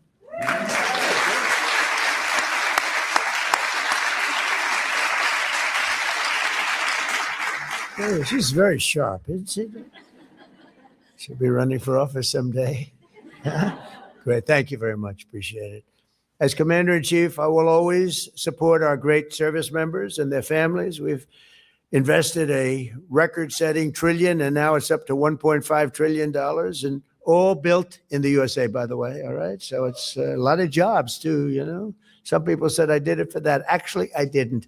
I did it for the military, but it's a byproduct. We have tremendous numbers of very talented people building all of the things that we do, and we make the best equipment anywhere in the world by far. They're all ordering it for us. In fact, I've given a special edict that the defense companies who have the best equipment, they're not fast enough, and now they're all building plants all over the place. I said, you're not allowed to buy back stock anymore.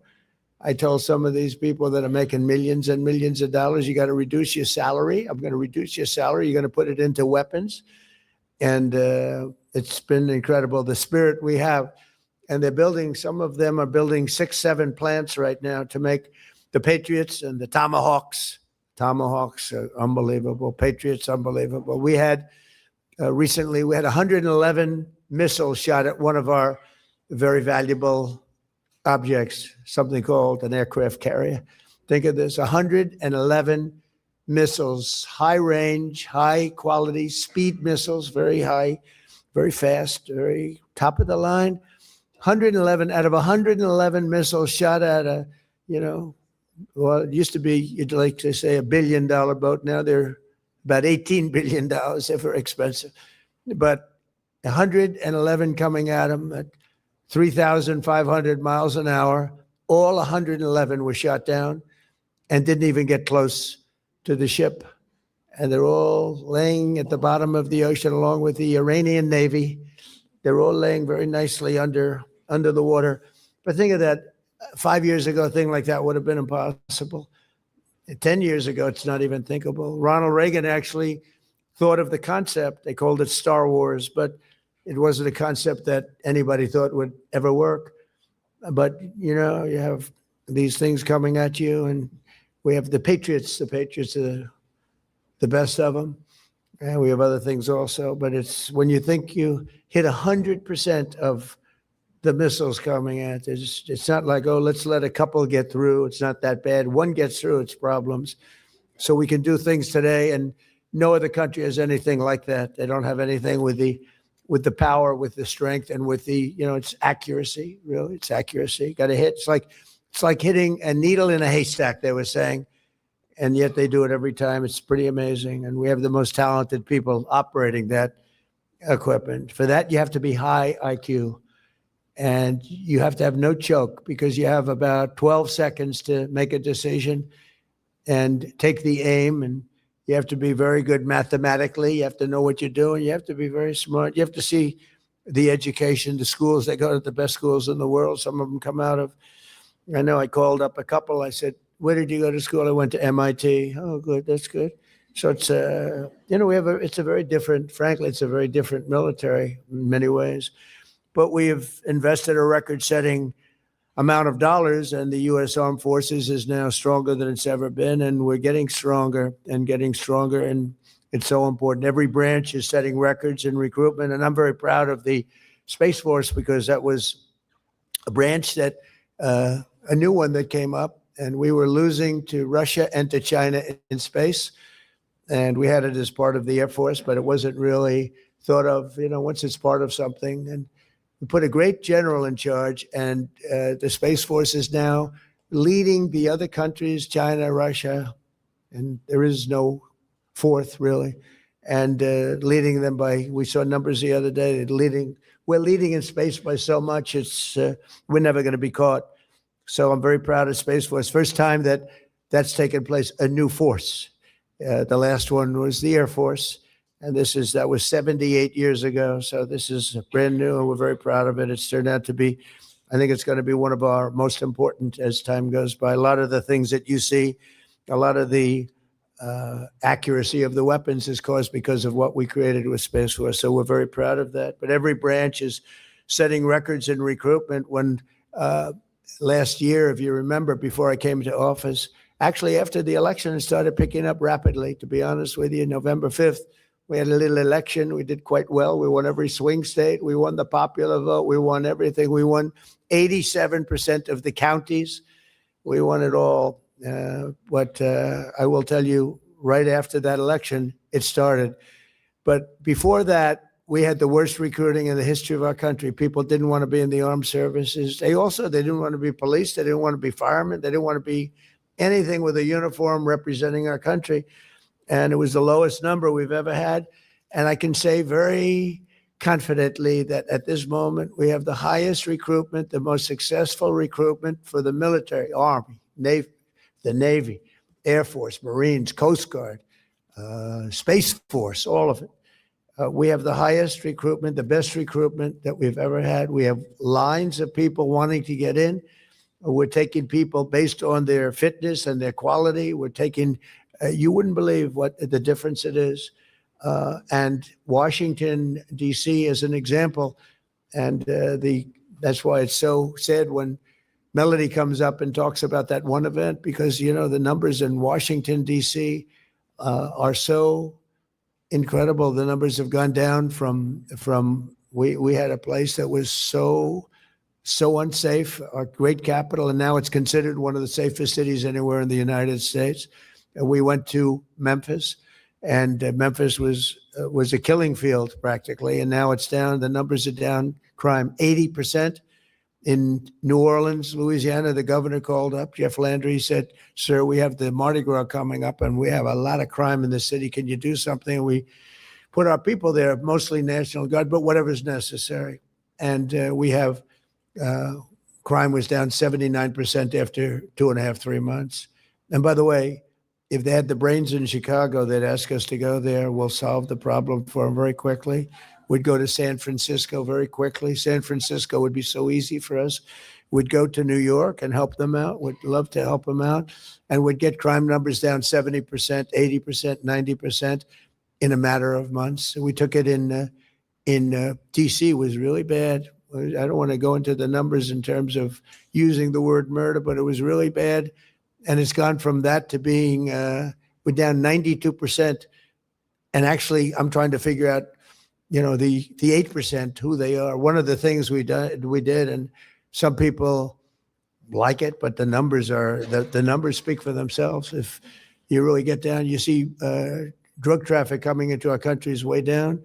And by sea, by ocean, by the water, a lot of people say, "What do you mean by sea? Is it sea like vision?" No, it's the SEA.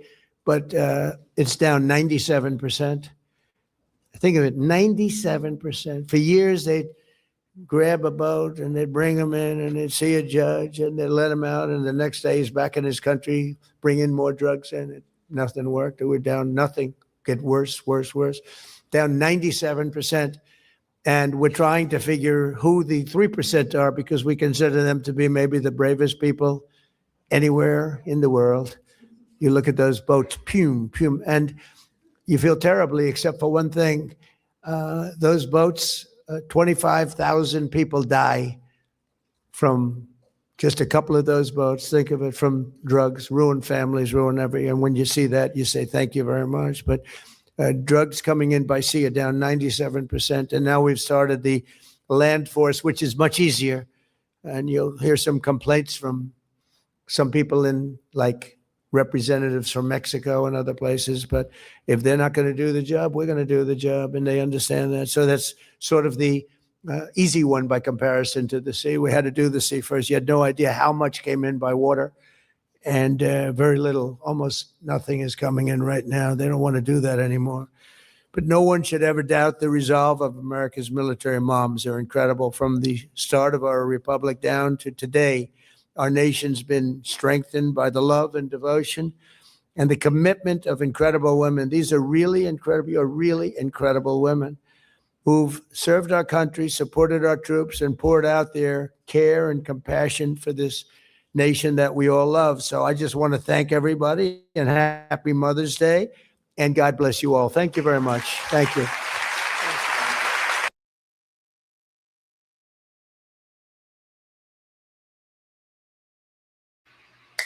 All right, you guys, what did you think about that? Did you like it? Did you guys like that? We have the greatest president. We have one of the greatest presidents that we've ever had. Let me give you one more.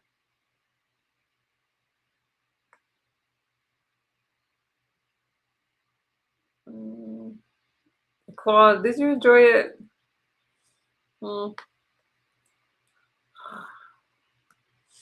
guys ready? Yes, sir. Well, thank you very much. I'm a big sports fan. There are no people tougher in sports than the people behind me. These are the toughest people. I know them all. I know the football players. I know just about everybody you can know when they come to the Oval Office. We give out all championships, baseball, football, basketball, everything. They're always up here. We take the champions, and these are the great champions. And as you know, on June 14th, we're having a big fight. It's never going to happen again. Never happened before. And it's all of the best fighters, the best 4 fighters standing right behind me, and all champions. And it's going to happen right in front of the White House. Here's a picture. I think a lot of people haven't seen this yet. I'll give you that. I think you'll probably be able to do okay with it. Wow. The media's going to go crazy. Not bad, right? Championship belt. Dana White was here last night. Did you know that? He was here last night. He loves this guy. He loves all of them. Here's another one. This is another. They're going all the way out, all online. It's all people invited. Our country is invited to this. It's free. And in the park right across the street, they're going to have, I guess, anywhere from 75 to 100,000 people, free. They're going to set up 8 big screens, and they're going to have the fight. And then out here, we're going to have 4,000 seats right in front of the front door of the White House. The hardest ticket I've ever had to. Best live show on earth.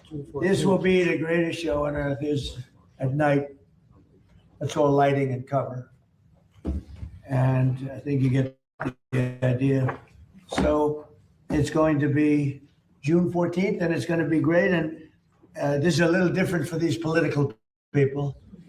And but these are real warriors. When we talk about warriors, these are warriors. Cyril Gahn, these are all champions. I don't have to say champions, and most of you know, many of you know who they are. Cyril, great honor. Alex Pereira, I've seen him knock out a lot of people. That's what he does. He knocks out people. Congratulations on an unbelievable career. Wow. Ilya Topuria, who they say does not get tougher. So it's pretty much, that's it. They're very special.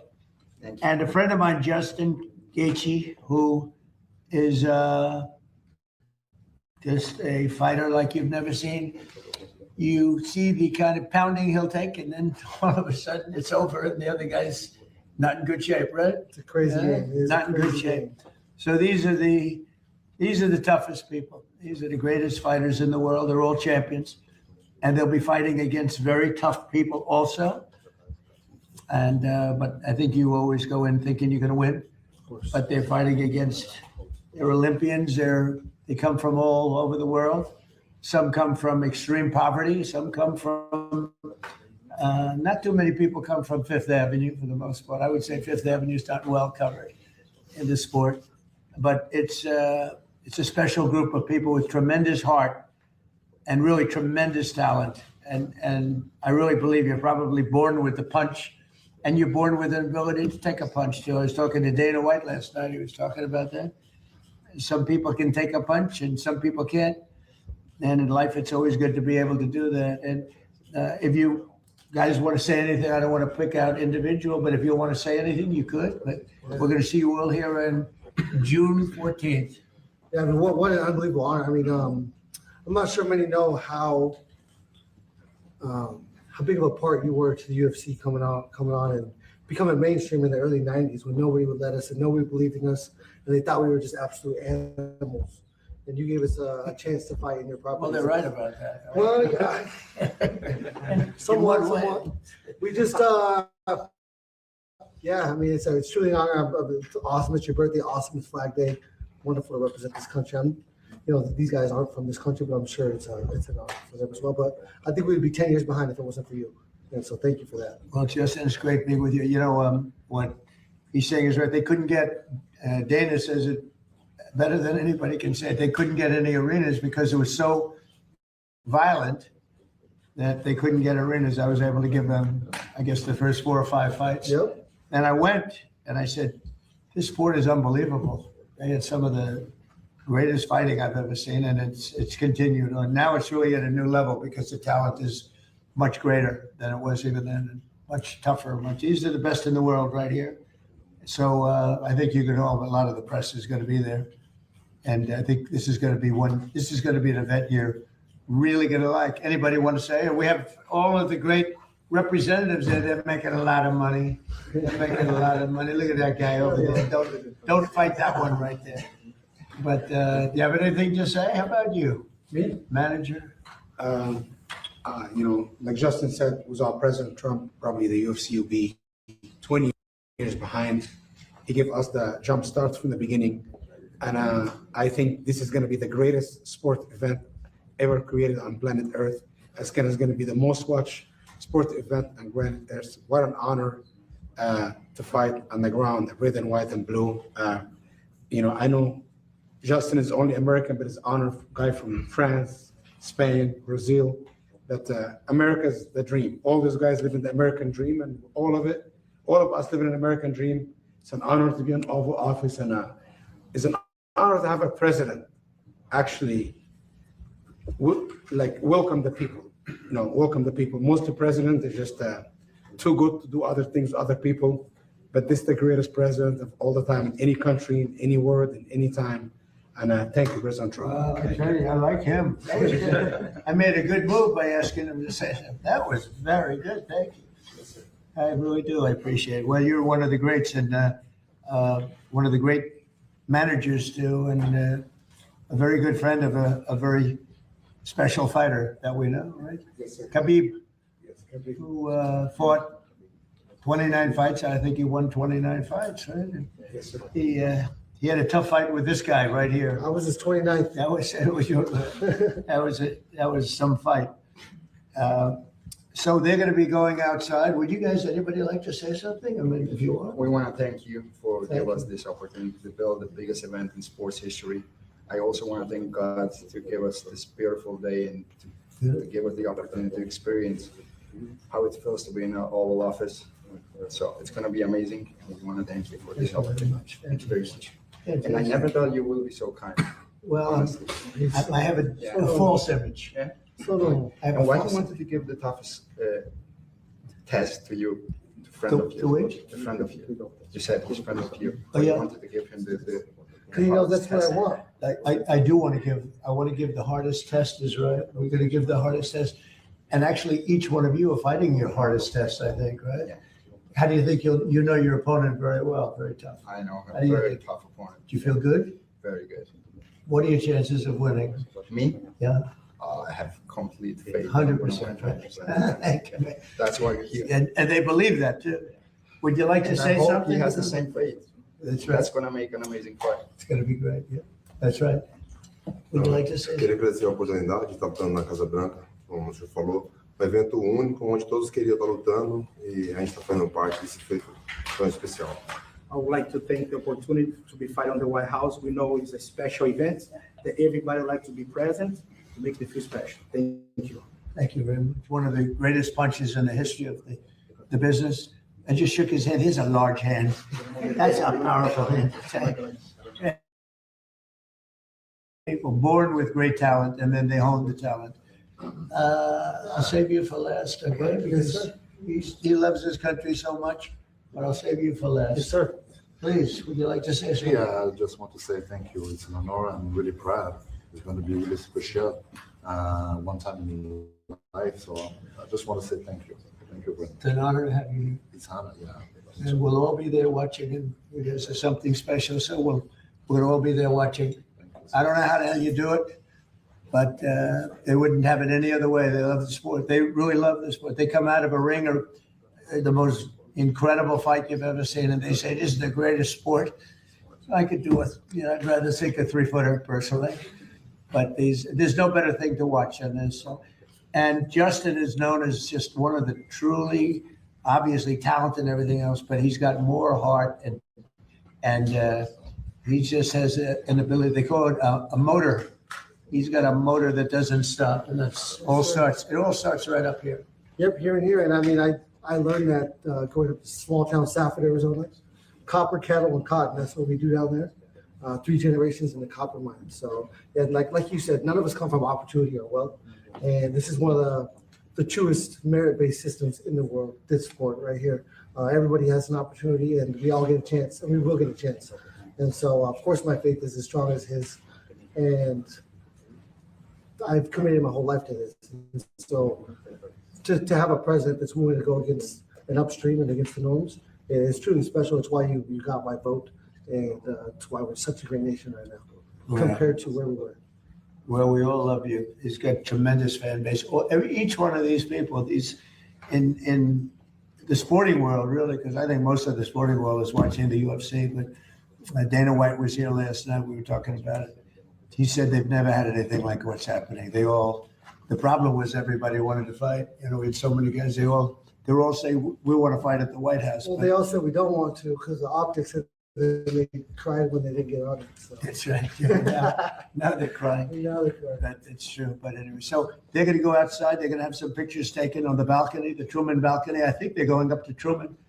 And there's a beautiful balcony on the White House. And do you have any questions? Only for the fighters now, I think. They want to ask about Iran and a couple of other things. I can try on Iran. Go ahead. I'll bridge this. Here you go. Yes, You're facing. Well, I'll try it. Wait. This will work. You're facing an opponent right now in Iran that has refused to submit. You seem optimistic now that you may be closer to a deal. What's different about this moment now than in other moments where a deal has seemed close? Well, why do you say they refused to submit? You don't know that. You don't know what's They were going on. firing on U.S. ships a few days ago. And a few days ago is a long time ago. In the world of war, a few days ago, no, they want to make a deal badly. And we'll see if we get there. If we get there, they can't have nuclear weapons. It's very simple. But what's not to submit? So they had a Navy with 159 ships, and now every ship is blown to pieces and lying at the bottom of the water. They had an Air Force, lots of planes, and they don't have any planes. They don't have any anti-aircraft. They don't have any radar left. Their missiles are mostly decimated. They have some. They have probably 18, 19%, but not a lot by comparison to what they had. And the leaders are all dead. So I think we won. Now it's only a question of, look, if we left right now Iran, it would take them 20 years to rebuild. You would call that, we're in good shape, right? We're in good shape. And now we're doing well. Now we have to get what we have to get. If we don't do that, we'll have to go a big step further. But with that being said, they want to make a deal. We've had very good talks over the last 24 hours.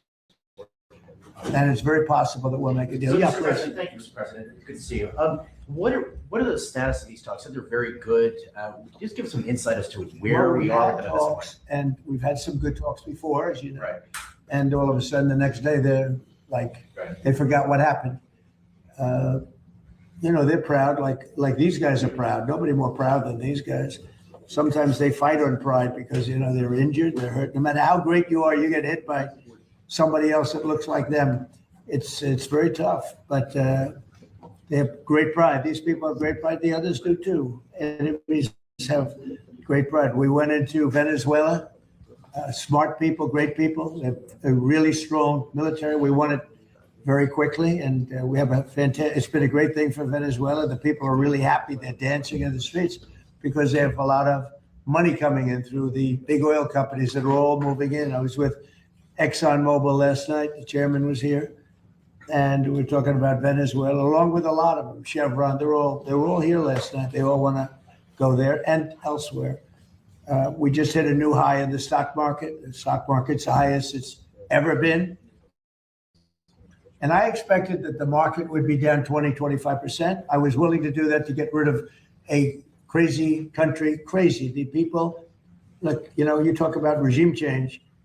Their first level leaders are dead. Their second level leaders are dead.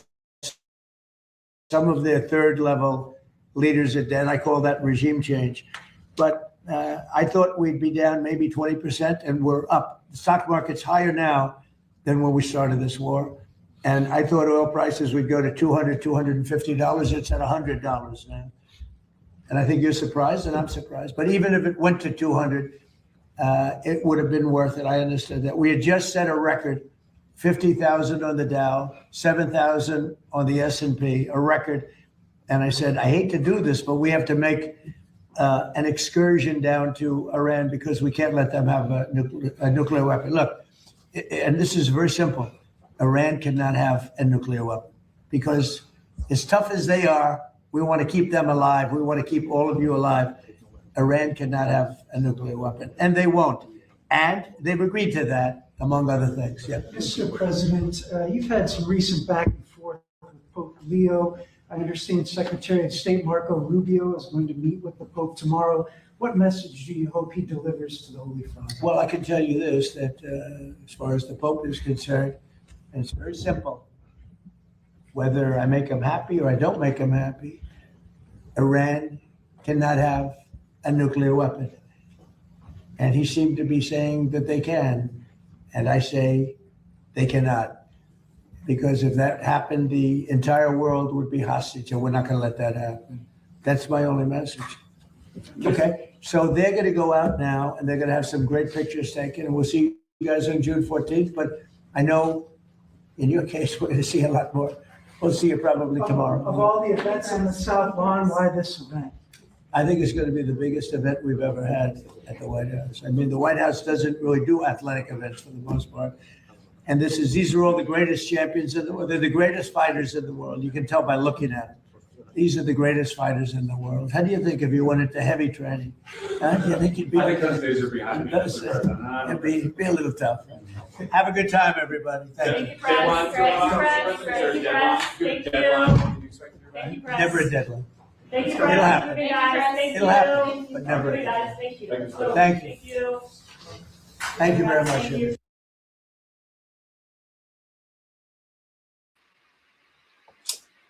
All right, you guys, I would ask my normal question, but I'm going to wait until after this video. I pray you guys like this video. I guess it's going to depend on what side of the fence you're on. Can you guys handle one more? Linda, you know I speak the truth. Okay, I'll show you one more video. Don't be mad at me.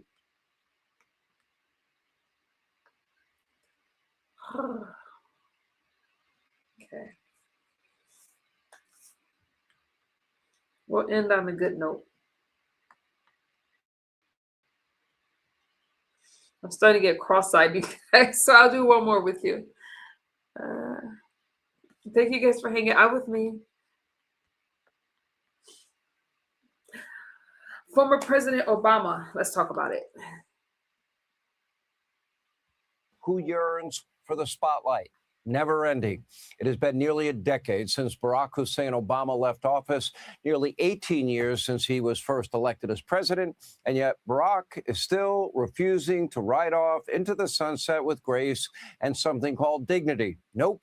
Instead, he's now desperate for validation, but his most recent sit-down with failed, soon-to-be out of work, so-called comedian Stephen Colbert was an important reminder about the constant deception, gaslighting, pious lectures that divided a nation. Take a look. The White House shouldn't be able to direct the Attorney General to go around prosecuting whoever the president wants to prosecute. Right, because technically it's under the executive branch. Technically, the norm is that it's independent. The idea is that the Attorney General is the people's lawyer. It's not the president's consigliere.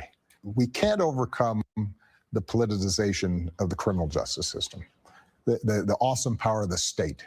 You can't have a situation in which whoever's in charge of the government starts using that to go after their political enemies or reward their friends.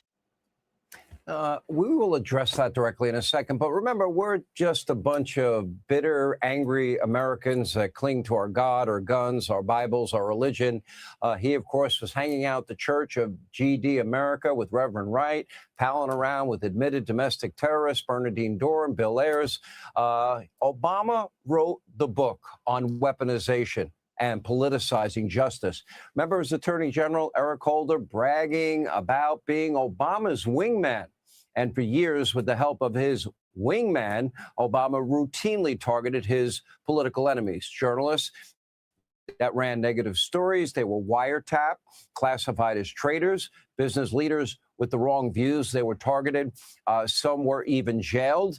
The GOP's rising star at the time, Virginia Governor Bob McDonnell. Remember, he was utterly destroyed by Jack Smith over a series of cooked-up convictions that were all unanimously overturned by the U.S. Supreme Court. And here's the big one. The 2016 Republican nominee for president, Donald J. Trump, and his campaign, his transition team, and his presidency, remember they were spied on by Obama loyalists that were gaming the FISA court system? But it wasn't just the courts. Remember, it was Obama who weaponized nearly every powerful lever of government against political opponents. And of course, that includes the IRS. Remember that little scandal? The FBI, even the intel community. And for the record, remember how the Russia collusion hoax began? It began, according to a 2025 report from the Director of National Intelligence, we now know, quote, new evidence uncovers Obama-directed creation of false intelligence reports used to launch years-long coup to undermine President Trump and the American people. Now, remember, Obama personally, they had an intelligence, an ICA report that career senior intel officials, no, Russia did not impact the 2016 election. Well, he didn't like that conclusion. So he had a meeting in December of 2016 in his Oval Office at the time. And guess what? They came up with a new one to fit his narrative to go after Donald Trump. Ultimately, this weaponization of government resulted in 88 cooked-up felony charges against the Democrats' chief political rival and a famous mugshot seen around the world. But Obama is now deeply worried about Republicans because the GOP just doesn't act in good faith, doesn't care about the rule of law. Really? This is the same Barack Obama that set Trump up for a phony hoax? Take a look. I'm worried about the Republican Party, not just the Democratic Party. When I was president, people would ask me, well, what change would you like to see in Washington? I'd say, I'd love a loyal opposition.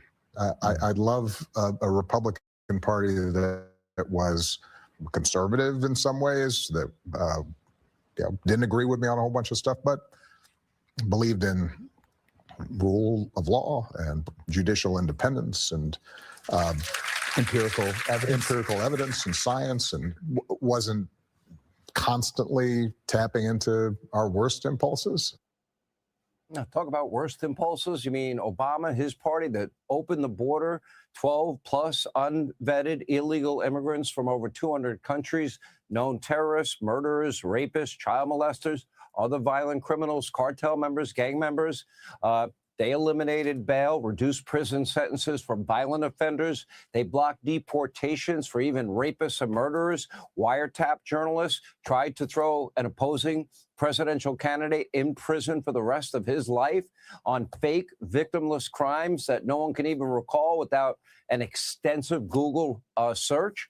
And the guy that gave billions to Iran, what did Iran do with that money? Oh, that's right. They built out their nuclear program, the ballistic missile program. They fomented terror around the world. That's the party that cares about the rule of law, high from his ivory tower at one of his multi-million-dollar estates across the country. Obama has not only lost touch with reality, but it appears the former president has lost the ability to even tell a decent lie. But the good news tonight, Obama is now forced to witness his entire legacy go completely down the drain, compliments of the man that he tried to destroy. All right, thanks for watching. Check out my new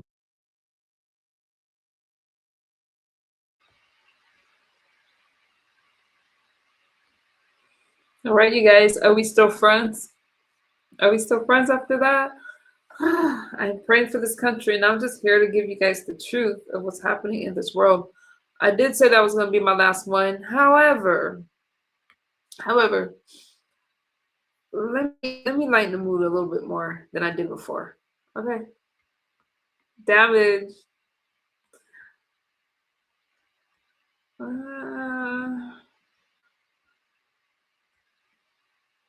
Did I see your question? I'll look for it right now.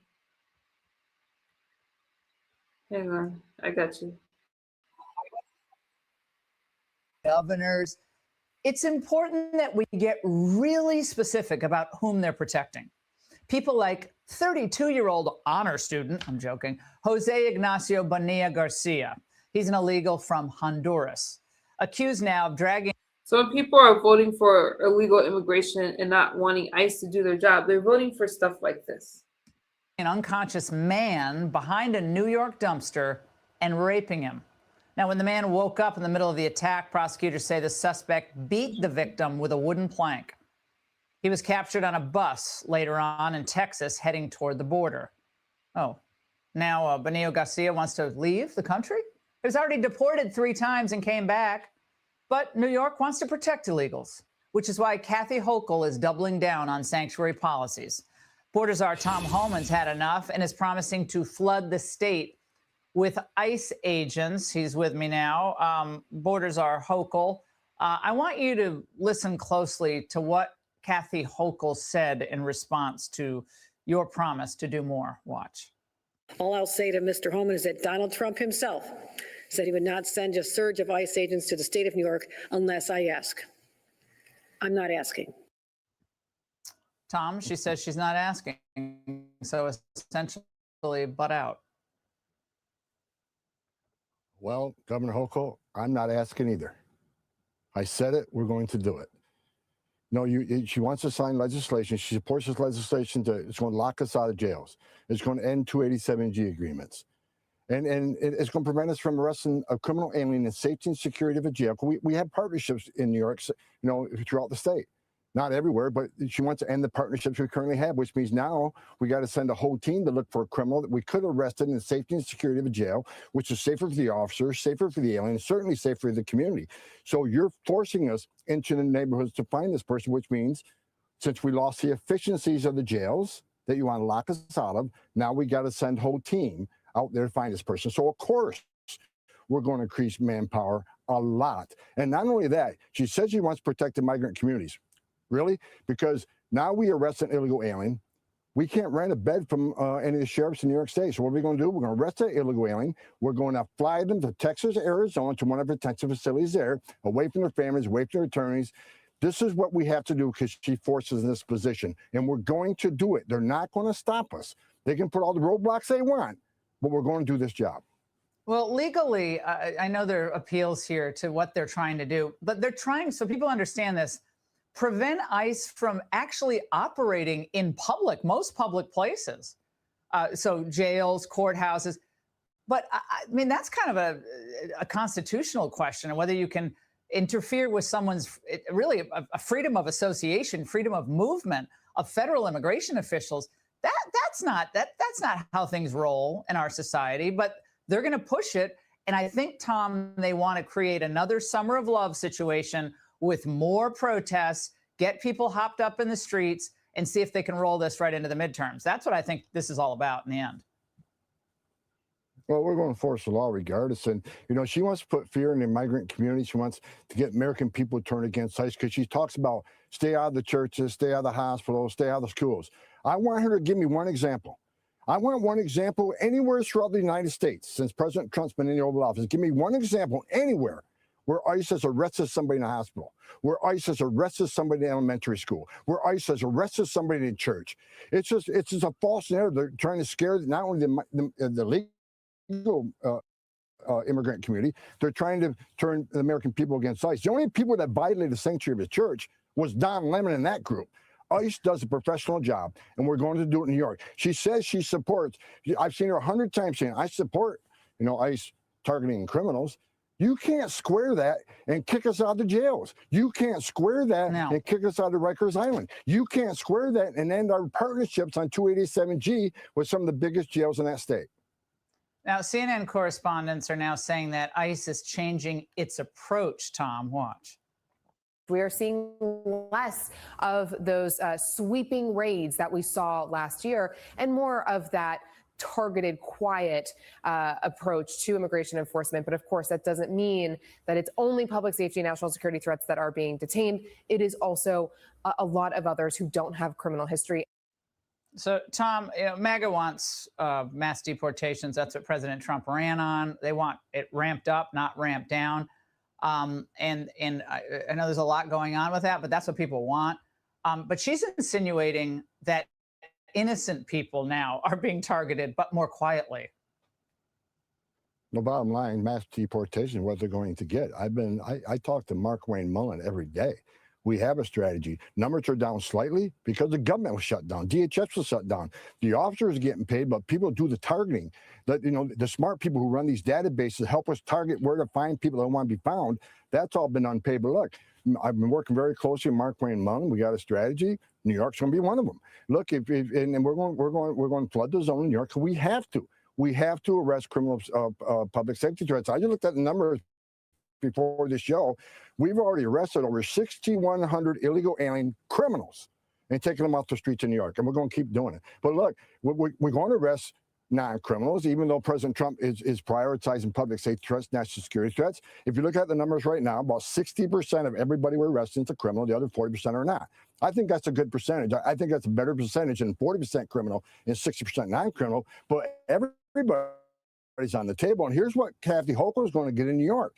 When you force us into the community to find a bad guy, and we will find them, many times we're with others that may be in the country illegally, but not a target, not a criminal threat, not a national security threat. They may have been here for 20 years, but guess what? They're coming too because they're in the country illegally. We're not going to tell ICE to turn a blind eye to the oath they took or ignore the laws passed by Congress that we get appropriated to enforce. So she's going to enforce more collateral arrests. She's going to enforce non-criminal arrests. I'm certainly okay with that. We're going to lose the efficiency of the jails, and that's what you get in return. It's not a threat. It's a valid response for her taking away the efficiencies and the safety of the jails. We got to send more agents there to keep New York safer and keep our officers safer. I mean, that video, the guy being dragged behind the dumpster. And I mean, this is worse. It gets worse and worse. Tom, thank you so much for joining us, and thank the men and women of ICE. They do an unbelievable job. Be sure to like. You guys like that? They do an unbelievable job, don't they? They do. Let me give you guys some highlights, and I'm gonna go to bed. He's awesome, right, Scott?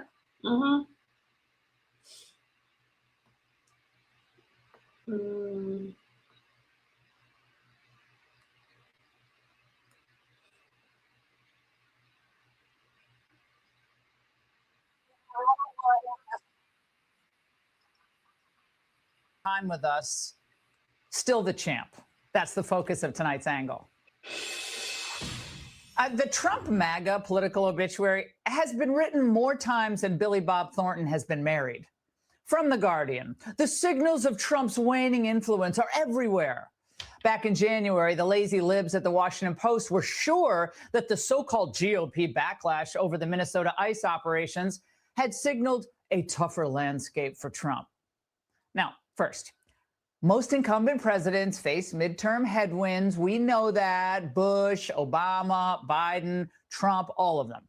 But as far as Trump losing influence, that's just more wishful thinking.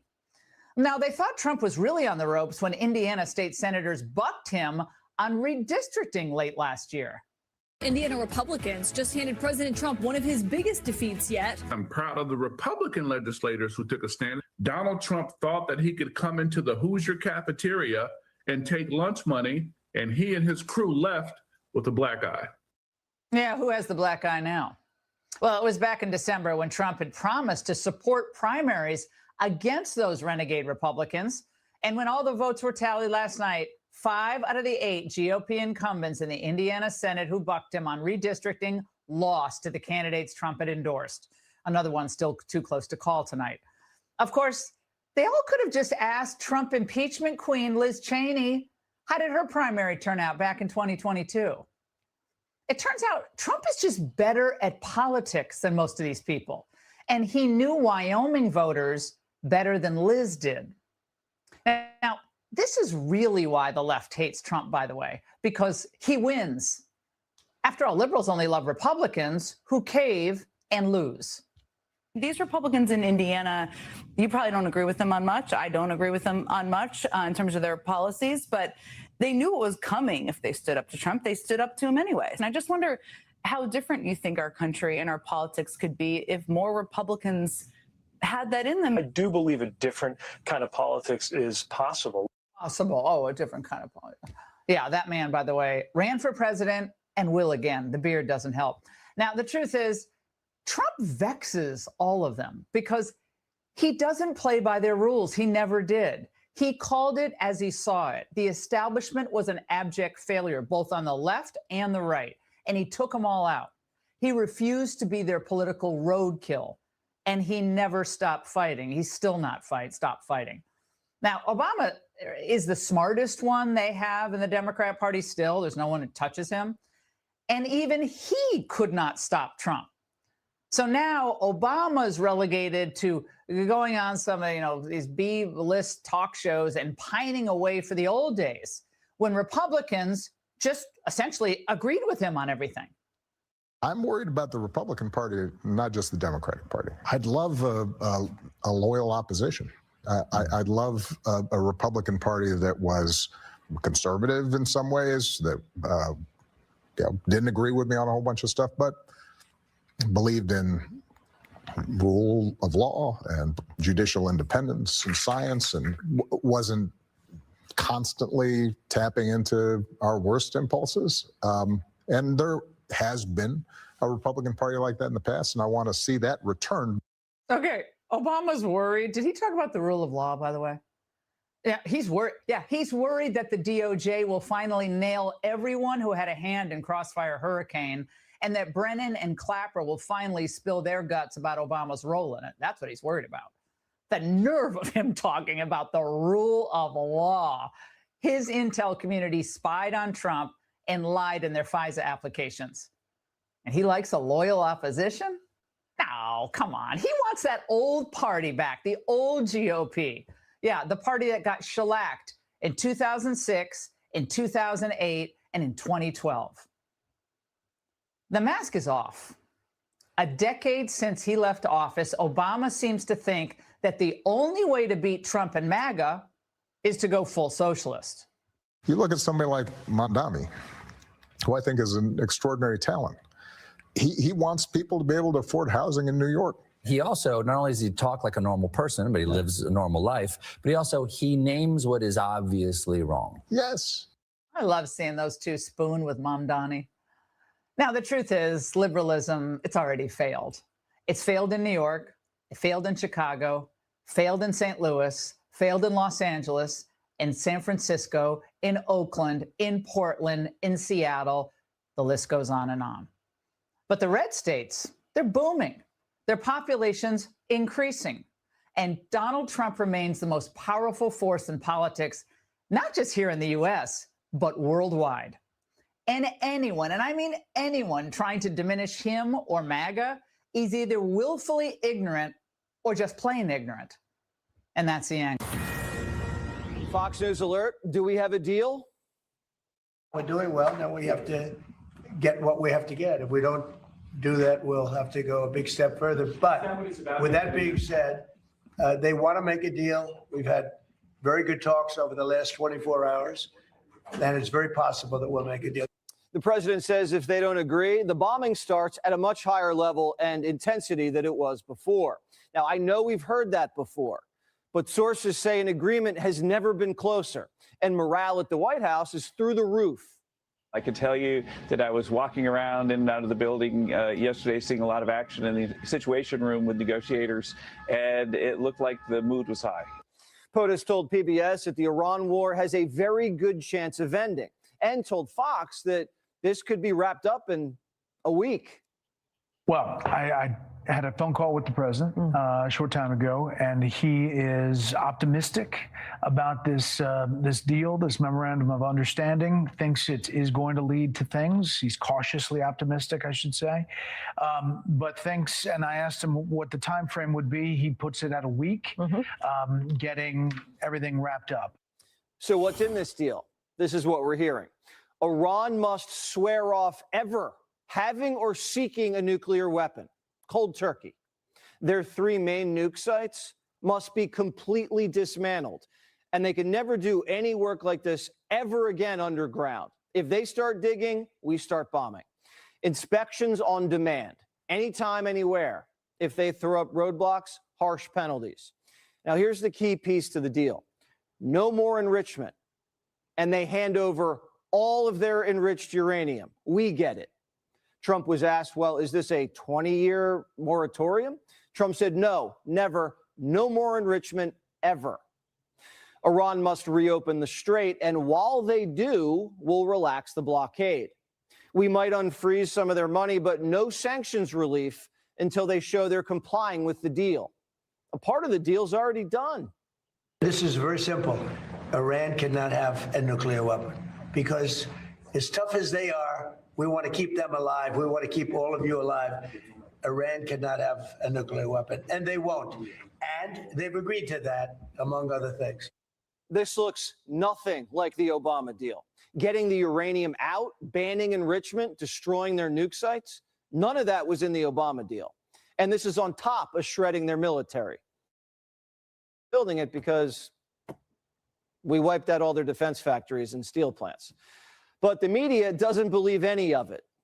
You're facing an opponent right now in Iran that has refused to submit.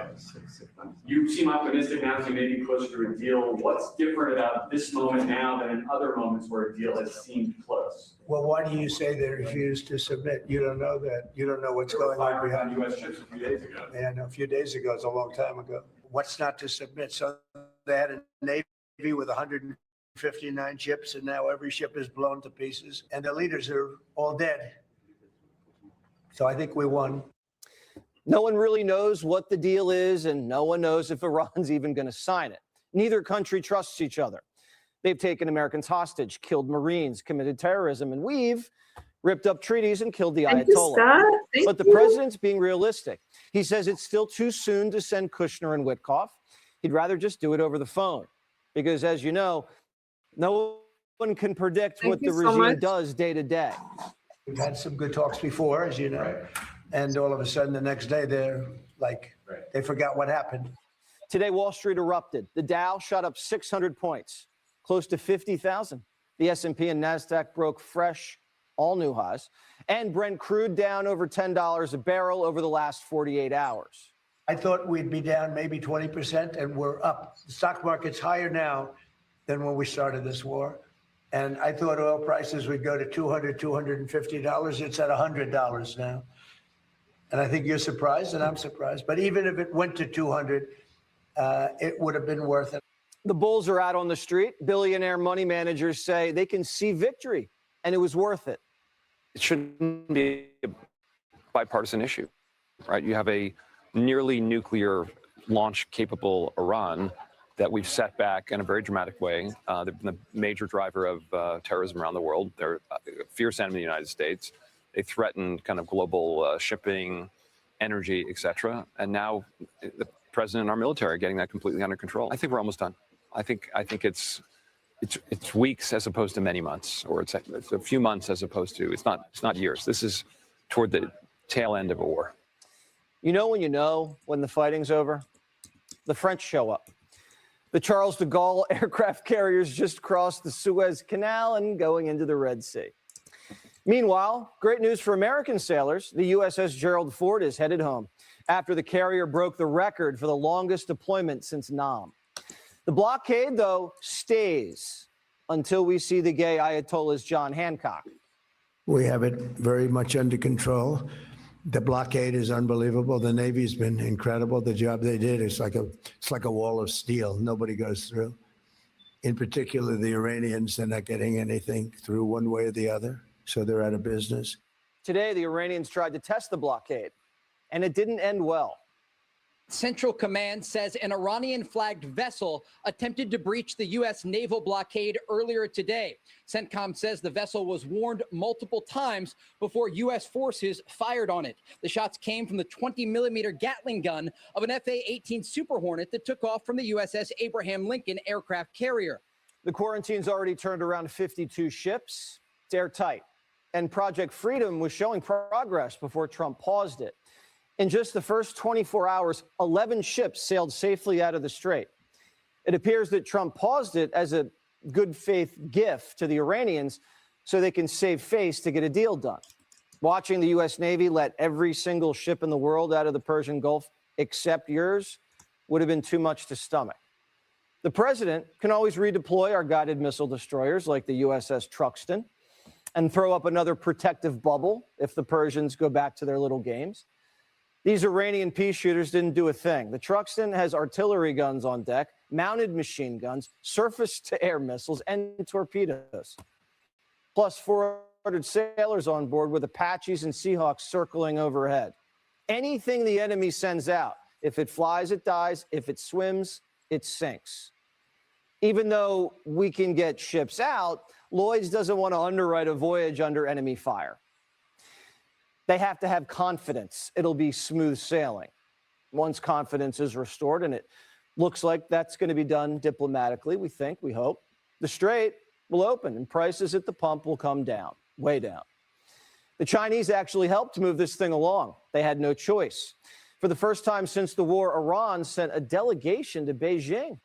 The Chi-Coms put them on a leash and told the mullahs to quit the strait shenanigans and take the deal. A week before Trump meets Xi Jinping. President Trump has put out publicly and privately messages to the Chinese. Do not help the Iranians right now. We're trying to isolate them. We're in a war with them. Do not help them out. So the Chinese are very cognizant of that. They don't want to upset President Trump before this big state visit. So yes, I think that these things are all connected. Sources say the president wants to end the Iran war before his visit to China, and the Chinese do too. Their economy is starting to crack, and with the strait being choked, they're looking down the barrel of an energy crisis, especially since we flipped their last black market supplier. It's been a great thing for Venezuela. The people are really happy. They're dancing in the streets because they have a lot of money coming in through the big oil companies that are all moving in. I was with ExxonMobil last night. The chairman was here. And we're talking about Venezuela, along with a lot of them. Chevron, they were all here last night. They all want to go there and elsewhere. China's lost Iran and Venezuela, and we're wargaming right off their shore. The U.S. Army's been test firing Tomahawk cruise missiles from Python launchers in the Philippines. The missiles as precise as they can be. One source says, if you want to hit a window from a far distance, it lands directly into that window. And the Japanese showing a little muscle, the emperor putting on a show in the Philippines too, sending some of his surface-to-air missiles in China's direction. So the Chinese don't want any trouble, and neither does Iran. It feels like we're close to a deal. I know it's felt that way before, but as the president says, we'll see what happens. And this just in, sources say Israel's not really happy there could be a deal. They hate the Iranians, don't trust them, never have, never will, and believe Operation Economic Fury is going to collapse the regime if we remain patient. So the next 48 hours should be pretty interesting. But we begin with someone who yearns for the spotlight, never ending. It has been nearly a decade since Barack Hussein Obama left office, nearly 18 years since he was first elected as president, and yet Barack is still refusing to ride off into the sunset with grace and something called dignity. Nope. Instead, he's now desperate for validation, but his most recent sit-down with failed, soon-to-be out of work, so-called comedian Stephen Colbert was an important reminder about the constant deception, gaslighting, pious lectures that divided a nation. Take a look. The White House shouldn't be able to direct the Attorney General to go around prosecuting whoever the president wants to prosecute. Right, because technically it's under the executive branch, but the norm is that it's independent. The idea is that the Attorney General is the people's lawyer. It's not the president's consigliere.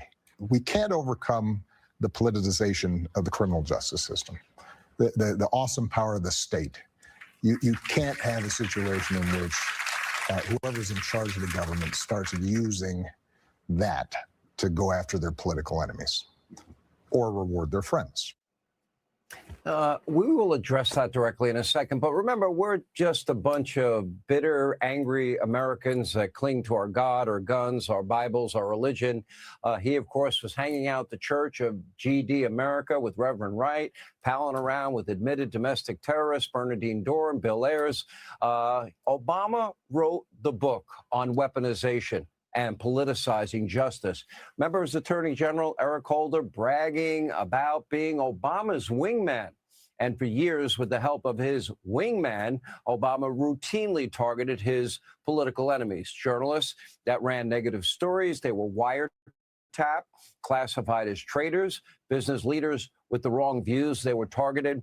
Some were even jailed. The GOP's rising star at the time, Virginia Governor Bob McDonnell, remember, he was utterly destroyed by Jack Smith over a series of cooked-up convictions that were all unanimously overturned by the U.S. Supreme Court.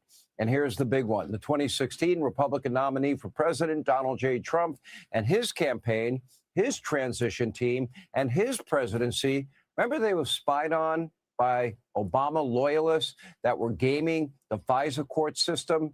But it wasn't just the courts. Remember, it was Obama who weaponized nearly every powerful lever of government against political opponents. And of course, that includes the IRS. Remember that little scandal?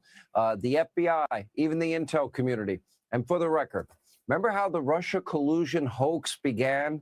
It began, according to a 2025 report from the Director of National Intelligence, we now know, quote, new evidence uncovers Obama-directed creation of false intelligence reports used to launch years-long coup to undermine President Trump and the American people.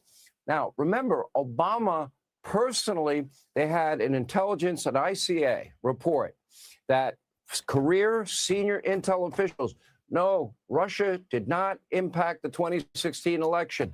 Well, he didn't like that conclusion. So he had a meeting in December of 2016 in his Oval Office at the time. And guess what?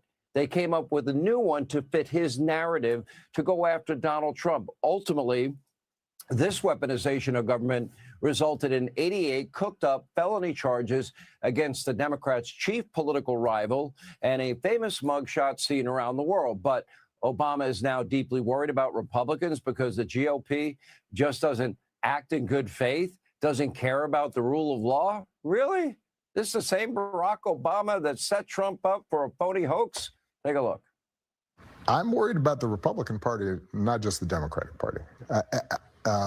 When I was president, people would ask me, well, what change would you like to see in Washington? I'd say, I'd love a loyal opposition. I'd love a Republican Party that was conservative in some ways, that didn't agree with me on a whole bunch of stuff, but believed in rule of law and judicial independence and empirical evidence and science, and wasn't constantly tapping into our worst impulses. Now, talk about worst impulses. You mean Obama, his party that opened the border, 12 plus unvetted illegal immigrants from over 200 countries, known terrorists, murderers, rapists, child molesters, other violent criminals, cartel members, gang members.